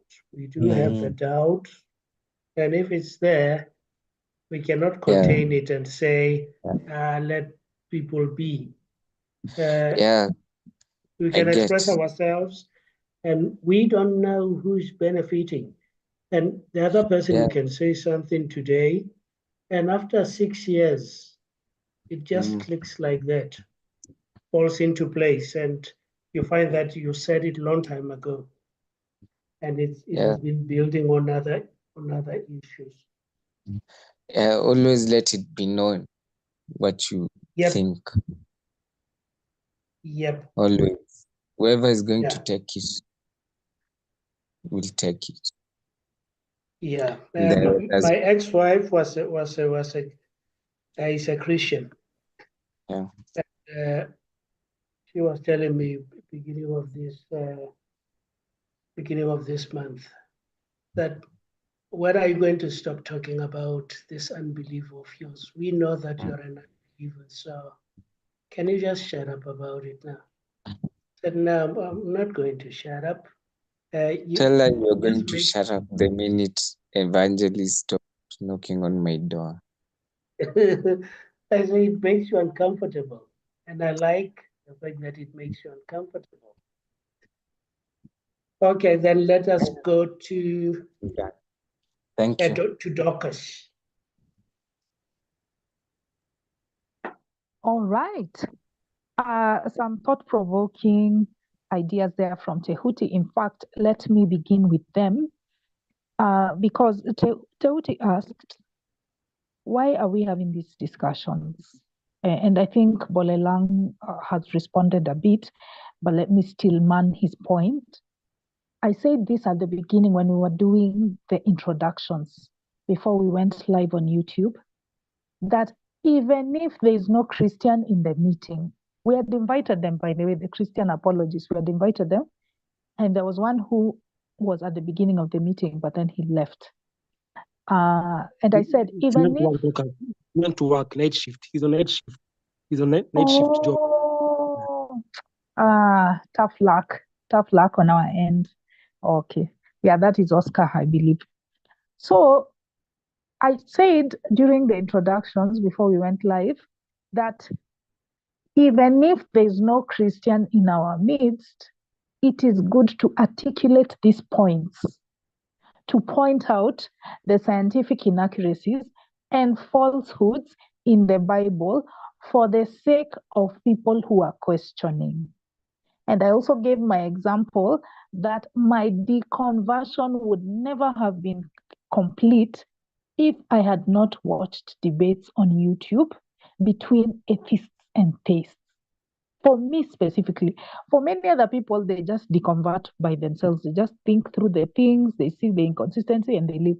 But in my case, I watched content, lots and lots and lots of debates between Christians and theists, Muslims and theists, Muslims and atheists. And I realized that the atheist side is more rational.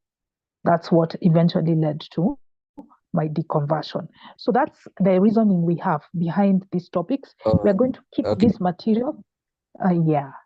So we'll keep this material archived on our YouTube channel. We encourage members to share these videos with their believing friends and let the chips fall where they may. You don't even have to say anything. You just send the link on some WhatsApp group and see where that goes. So as Bolelang said, we are just catalysts. Some people take 10 years before they internalize all the things we've discussed, while there are people who actually internalize it in a shorter time. So yeah, that's I'm sorry, I wasn't present. No, it's important. It's important to always ask why. It's important to always ask why.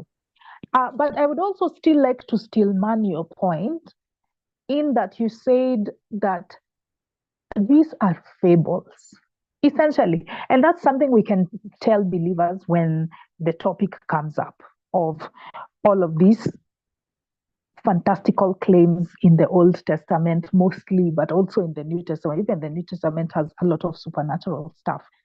So when the topic comes up, you can tell them that this is common across cultures when we did not know much about how the world works. Before, we knew that there were celestial bodies and planets. We used to think that God lives in heaven. But then we went to space and realized, no, he's not there. So we moved the goalpost. Then we used to think that God resides in the mountain. We went to the top of the mountain and found God was not there. And then we said that God is the one that is causing earthquakes and floods, etc. But then through science, we learned that earthquakes and hurricanes, etc., are caused through certain geological, meteorological processes. We understood how those disasters come about. And so God was moved again. So these stories are attempts by, let me call them ignorant people, to explain how the world works. But the moment you advance your knowledge through science, you no longer need these fables. As Neil deGrasse is an agnostic, a prominent scientist, a prominent cosmologist, he said that God is an ever receding gap of scientific ignorance that is getting smaller and smaller. So believers will always try to smuggle God where we don't know. He's a God of the gaps. If there's an area in our natural world that we don't understand yet, now like the aspect of consciousness or death, what happens to us when we die, aspects to do with meaning, all of those, they will still smuggle their God. But for the creation one, we have proved beyond the shadow of a doubt that creation could not have occurred the way it is illustrated in the Bible. So that's the thing. It's just a human tendency. It is an evolutionary trait that was in us because we are not comfortable with not knowing. So we make up stuff. We make up stories. Yeah, that's something a person can bring out as they go around. And in every culture, there's an origin story. There's the origin of the earth, the origin of human beings, the origin of evil, the origin of death. They have all of those fables, and most of them involve fantastical elements, like some ghost-like creature or some animal coming and deceiving humans, etc., etc. It is just an attempt to deal with the ignorance that we have. But the moment science fills that gap, then a supernatural explanation is no longer necessary. So I still support you in that respect. Now, on Noah's flood, let me talk about it quickly before allowing the next person. Noah's flood is false. It is scientifically inaccurate. Why do I say so? Number one, there is no evidence of a global flood ever happening. A flood that affected the entire planet, there is no evidence. Then during the time of Noah's flood, there were other cultures that wrote stuff. Those things they wrote down were dated and found to have occurred right around the time when it is purported that Noah's flood occurred. So if it was a global flood, why is it that I think that the Chinese, the Chinese dynasty, or is it the Sumerian dynasty? There were some people who were alive and they wrote down things. So evidence disproves Noah's flood on a general level. Then when we look at the logistics of Noah's flood, the specificities of the flood, we see that it is impossible. It just could not have happened. Number one, we had predators in the ark. There were lions, there were tigers, there were cheetahs, etc. And there were herbivores or their prey that were in there.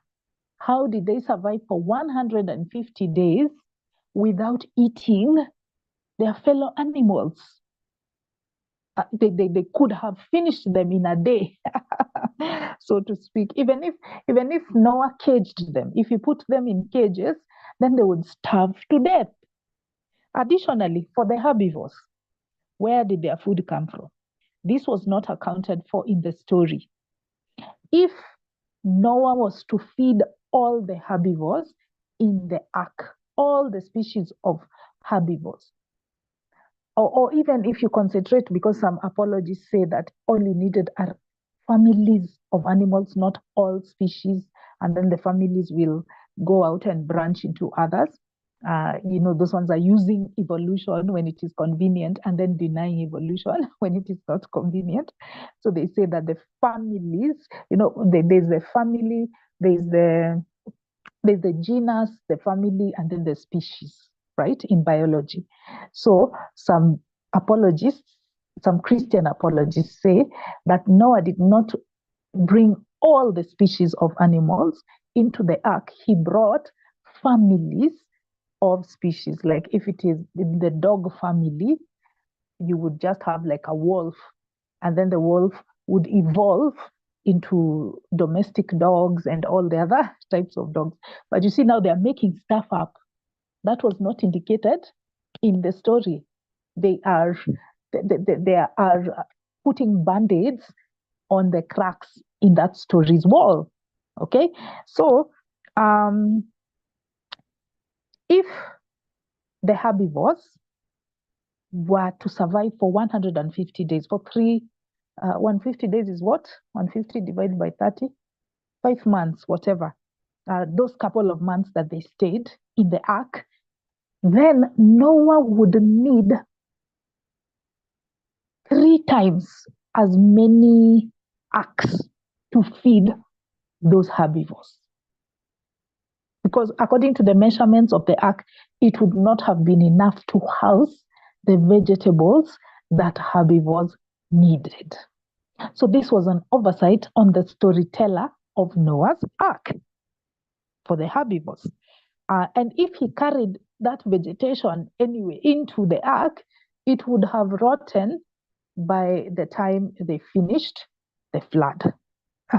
And it wasn't even mentioned. Their food for herbivores wasn't mentioned. The material that the boat, the ark, was made of, it is not structurally sound. There have been people who've tried to recreate Noah's ark unsuccessfully, and it's been done twice. In each instance, it ended up sinking because of the wood. You need it eventually lets in water, so they needed to use a lot of pumps in order to let out the water. And during Noah's time, those inventions didn't exist. There were no pumps or anything of the sort. So structurally, it would have sunk. It wouldn't have survived.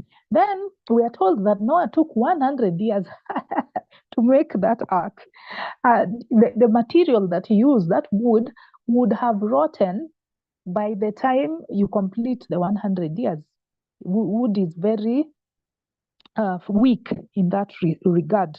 It responds to its environment and it rots. So it wouldn't have been the case. Then even ventilation, for all those animals to emit carbon dioxide and methane within an enclosed environment, they would have died by asphyxiation, the lack of oxygen. And lastly, poop.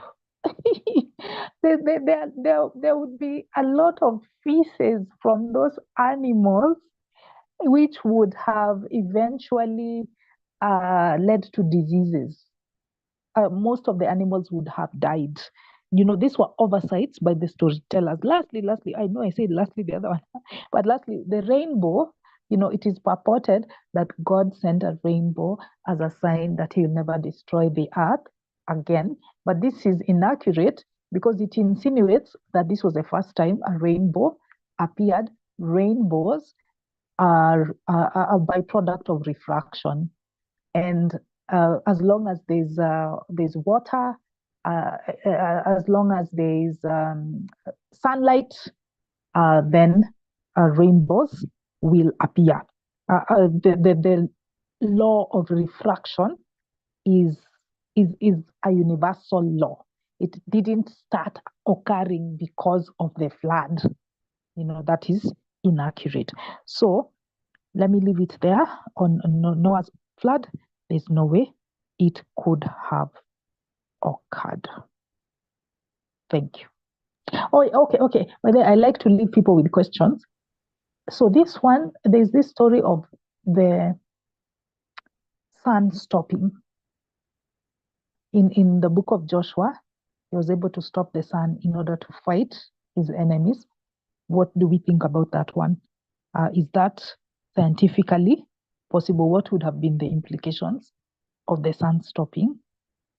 And is that how the world works? Thank you. Thank you, Dorcas. I remember another Christian telling me that there's no mention of rain in the Bible before the flood. So that was the first rain. I wonder how accurate is that. Those who have read the Bible can check it. Ex-Pastor Startup. Let's Yeah, go to you. I think it's true.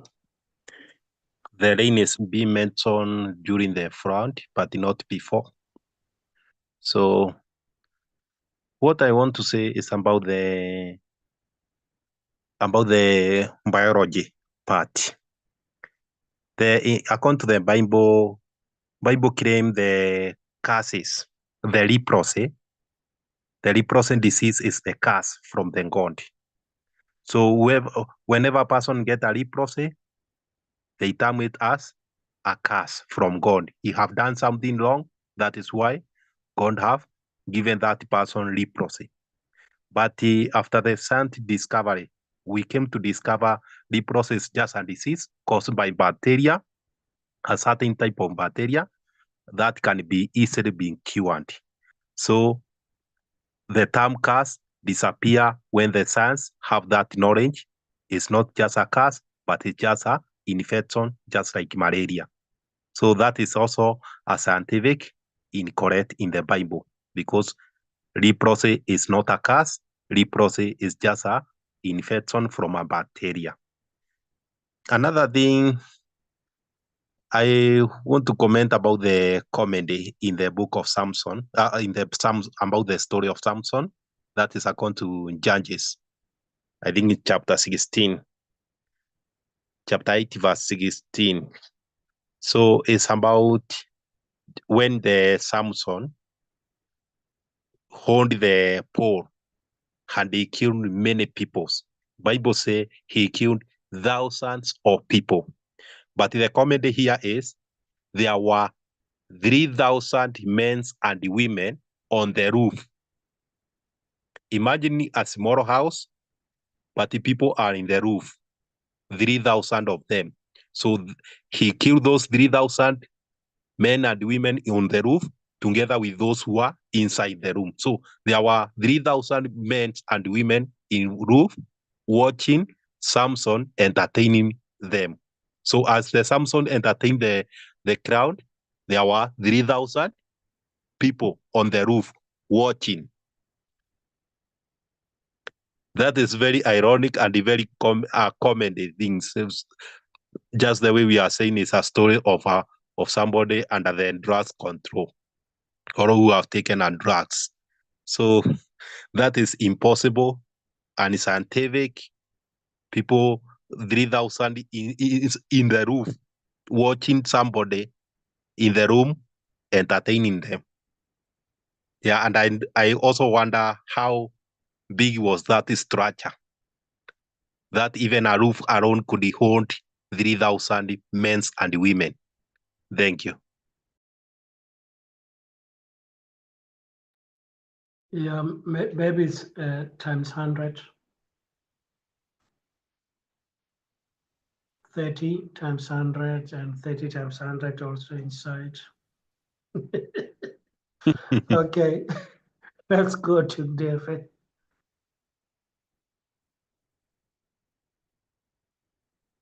I'm going to attempt to answer Muriuki's question. But I think I have to hear it again. I know it was about producing children from Adam and Eve. Muriuki, can you state your question again? Yeah, if Atheist tells you that Cain's wife was a child of Adam and Eve, how do you rebut that? Yeah, not even that. Producing people from only two people, we know, from what we know now, it's almost an impossibility. And we wouldn't be this many in only 6,000 years, because because of the kind of bottlenecks that would be there. So where are the spouses coming from, and how about blood genetics? Genetics is very unforgiving, and we know that. So if the number were bigger, genetics would be a little bit more forgiving. But with just two people producing their own wives and husbands, that is not even, that's a non-starter right there. So definitely there were other people elsewhere. Yeah, it just, we wouldn't be this many in only 6,000 years. So because genetics would take care of a lot of us, and the ones that are produced might not even be smart enough to survive. Yeah. So the numbers would be much, much fewer, because only the ones that are able to survive, able to produce, to protect themselves, to produce, to make food and shelter, and to reproduce viable children would just be the ones that would survive. So no, I would just say no. What do you think? Why do you think that there would be any issue about that? Do you doubt if that would happen, or are you saying that it is possible? No, because that's the answer they give. They say Cain's wife, because it's a checkmate. Because people ask, does Adam and Eve, and then Cain and Abel. Then Cain got a wife. Okay. So where did she come from? Then they say the child was just a daughter of Adam and Eve. They had many children, so the wife came from Yeah. Adam and Eve too. That's what they say. Yeah. Yeah, I am sure many of them haven't even thought. That time they are very shocked that they had never asked that question. It must come as a shock to many, that they just take for granted that they are wives, but maybe they never question, oh, from where? But anyway, yeah, that's what I would say. That scientifically, there are real bottlenecks, serious bottlenecks. That actually, even if you ask the very people that are that might be asking you these questions, if you take it back to them and ask them about their communities, what their communities allow and what they do not allow. For example, my community, there was a time when the Kamba people were not that many. Not only, don't forget even about people of your family. You could not marry from the same clan. The first question was, what is your clan? Now, clan is just the division in the tribe, in the Kamba tribe. They would say there are 7 clans, I think 8 clans in the Kamba community, and you couldn't marry somebody of the same clan. There you go. That is where, how far that science went in that in our community, and other communities had also the same. And how did they learn that? Trial and error. Don't mess with your cousins. That is just they just knew that. Forget about the cousins and any other relatives. Go and steal wives from the Maasai or the Kikuyus or something, but don't marry the cousins, don't marry the relatives, avoid the clans. But now the numbers are so big, the clans kind of, they've relaxed about the clans. And I'm sure other tribes in Africa do the same. Yeah. Thank you. Thank you, David. Yeah.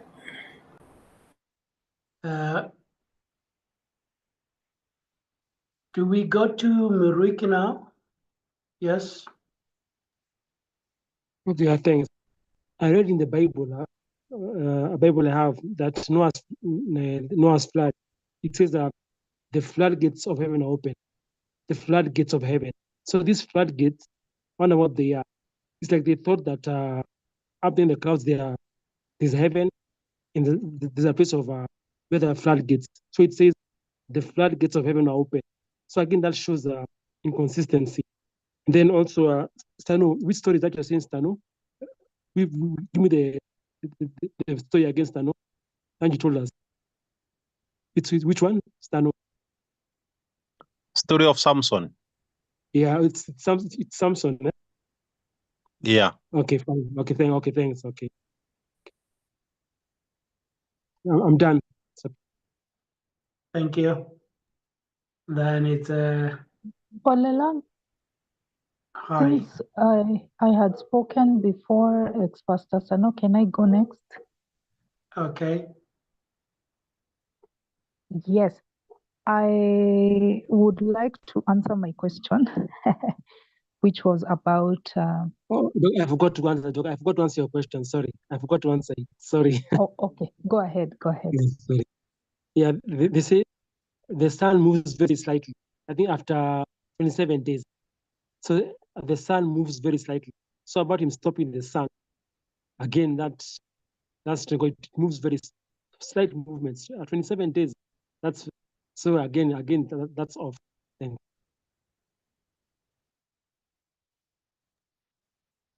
Right. Aha. Now, in response to that story, actually, it is found in Joshua 10:13, but I believe also in Daniel. I didn't write down the verse, but in Joshua 10:13, Joshua was able to pray such that the sun stood still. He wanted extra hours in order to fight his enemies. I can't even remember which tribe they were fighting, but he needed extra hours in the day because the sun was going to set. So they prayed that the sun does not set, it stands still, it stood still, and he was able to conquer his enemies. So what this story tells me, once again, is how ignorant the writers of the stories were about how the world works, because they literally interpreted the term the sun is setting. You see, when we say the sun is rising and the sun is setting, we imagine as though the sun is literally moving from one part of the earth to the other. That's why we say it is rising and it is setting. And so we think that is how day and night come about. For the unscientific mind, that's what they would think. And that's why they are also saying that if you keep the sun still, if it doesn't move, then the day will extend. But that's not how it works. Day and night occurs because of the Earth's rotation on its axis.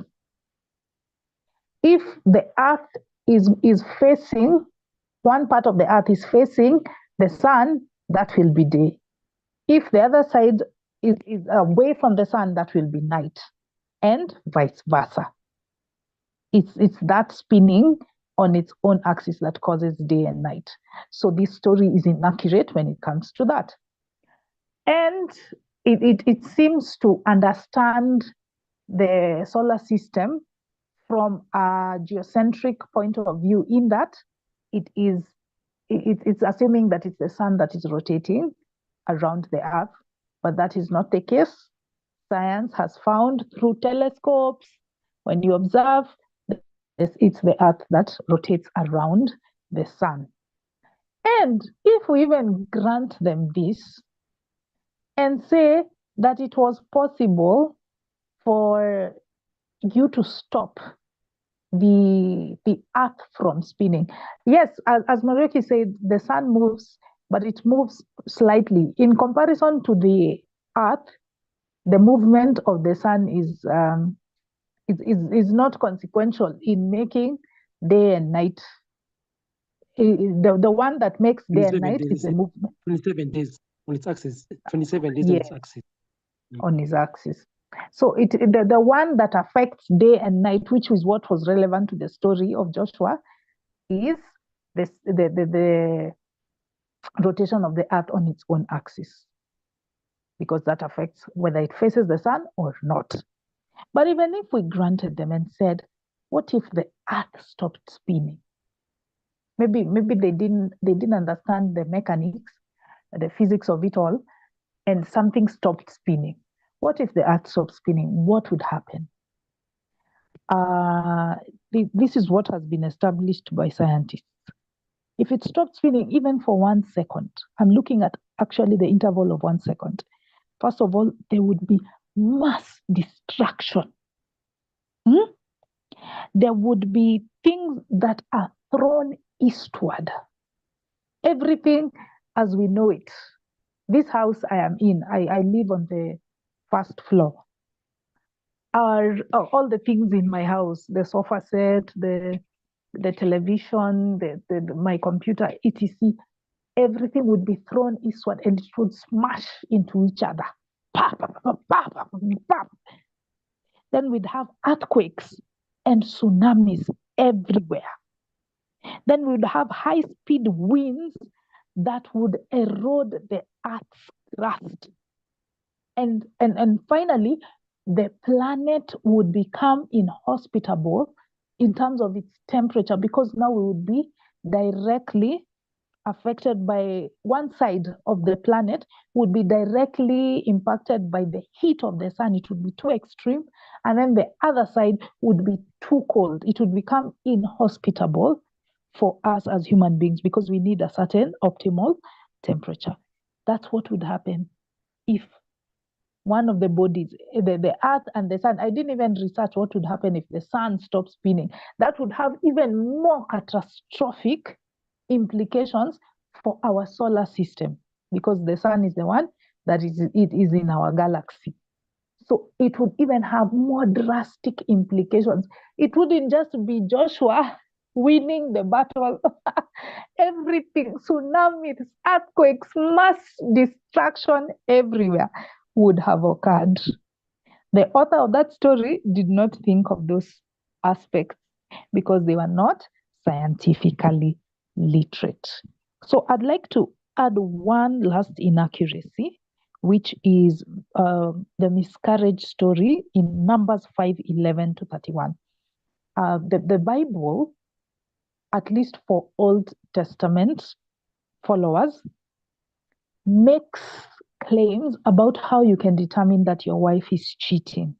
If you suspect that your wife is cheating and she's pregnant, you are to give her a certain concoction. And if she miscarries, then that child was conceived from an extramarital affair. But if she carries the pregnancy to term, then there was no cheating. That is unscientific. You can't tell, you can't cause a miscarriage, or actually that's an abortion.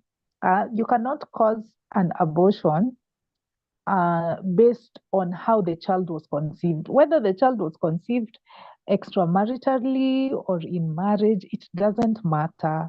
If a concoction is likely to induce an abortion, it will induce one, regardless of how it happened, how the conception happened.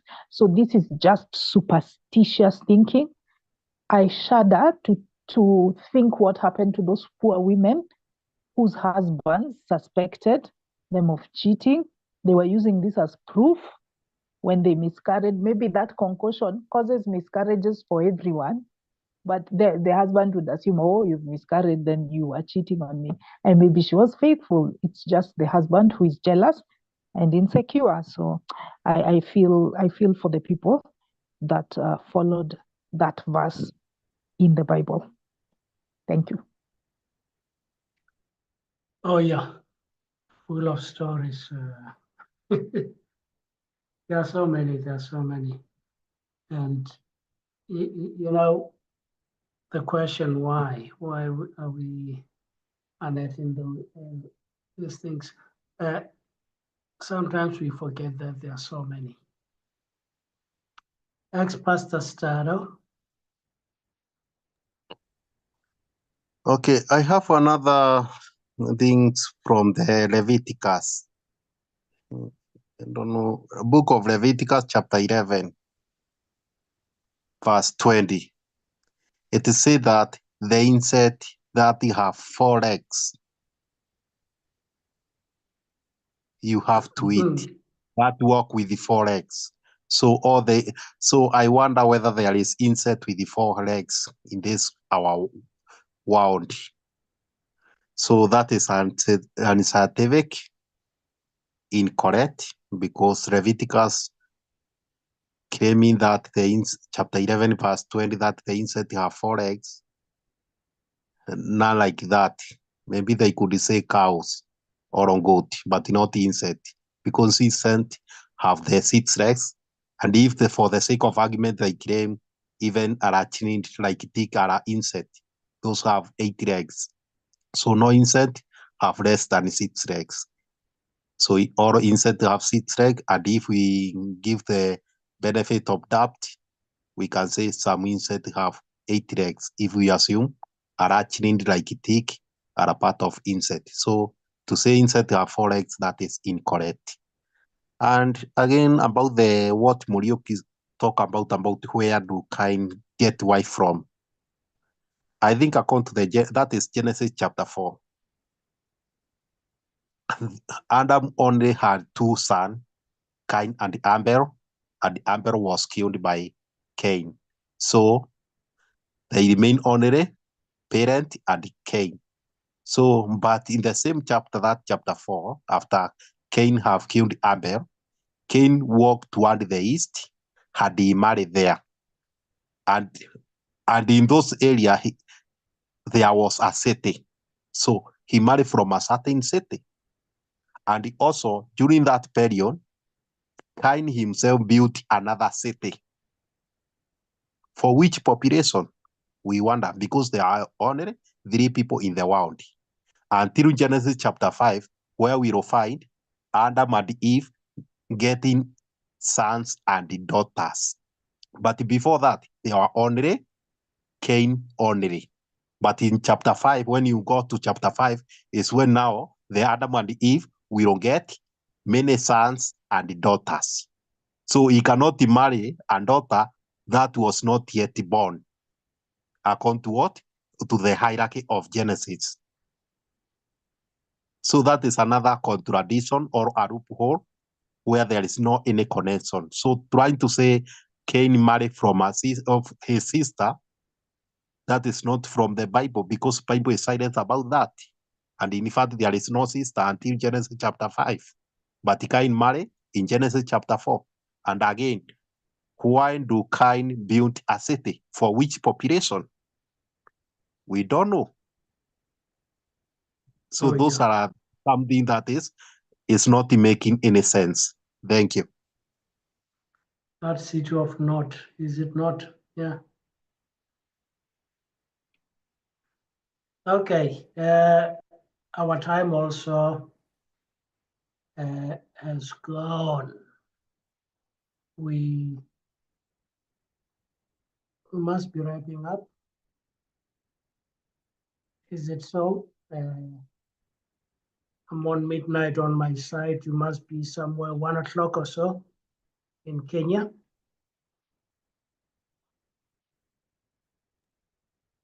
Yes, I believe we are right on We track. are 1 If members can give, yeah, if members can give their closing statements, that would be great. Yes, because my eyelids are heavy now. Moroki? Yeah, you said, what time is it there, Bulela? What time is it in South Africa again? It's midnight. Did I say noon? Midnight. It's midnight. Yeah. Oh, okay. We are just ahead with them by 1 hour. Oh, okay, fine, thanks. Okay, my closing remark is I like SAS-K because today I've learned not to give up. So I won't give up. Like before, I'd given up using the Bible because I felt I was being insulted by them because it's so obvious these are myths, but they believe in them. Not today I've learned I won't give up using the Bible. Thanks. Thank you. And I don't see any hands. I would like to say it was a lively discussion, and also I've learned a few things, some that I have forgotten, some that I never even considered, even though I've read them. Because I've read the Bible a lot. I've read it 3 times systematically, but also I've read verses without any system. So the session today helped us to recap on those and to refresh them in our minds. Yes, I'm closing, unless anybody would like to say something, or there are others who would like to be left here. Old people are going to sleep now.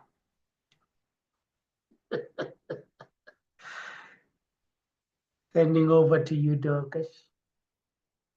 All right. Thank you so much, Bolelang, for excellent moderation. I think I can give my closing remark as I close the meeting.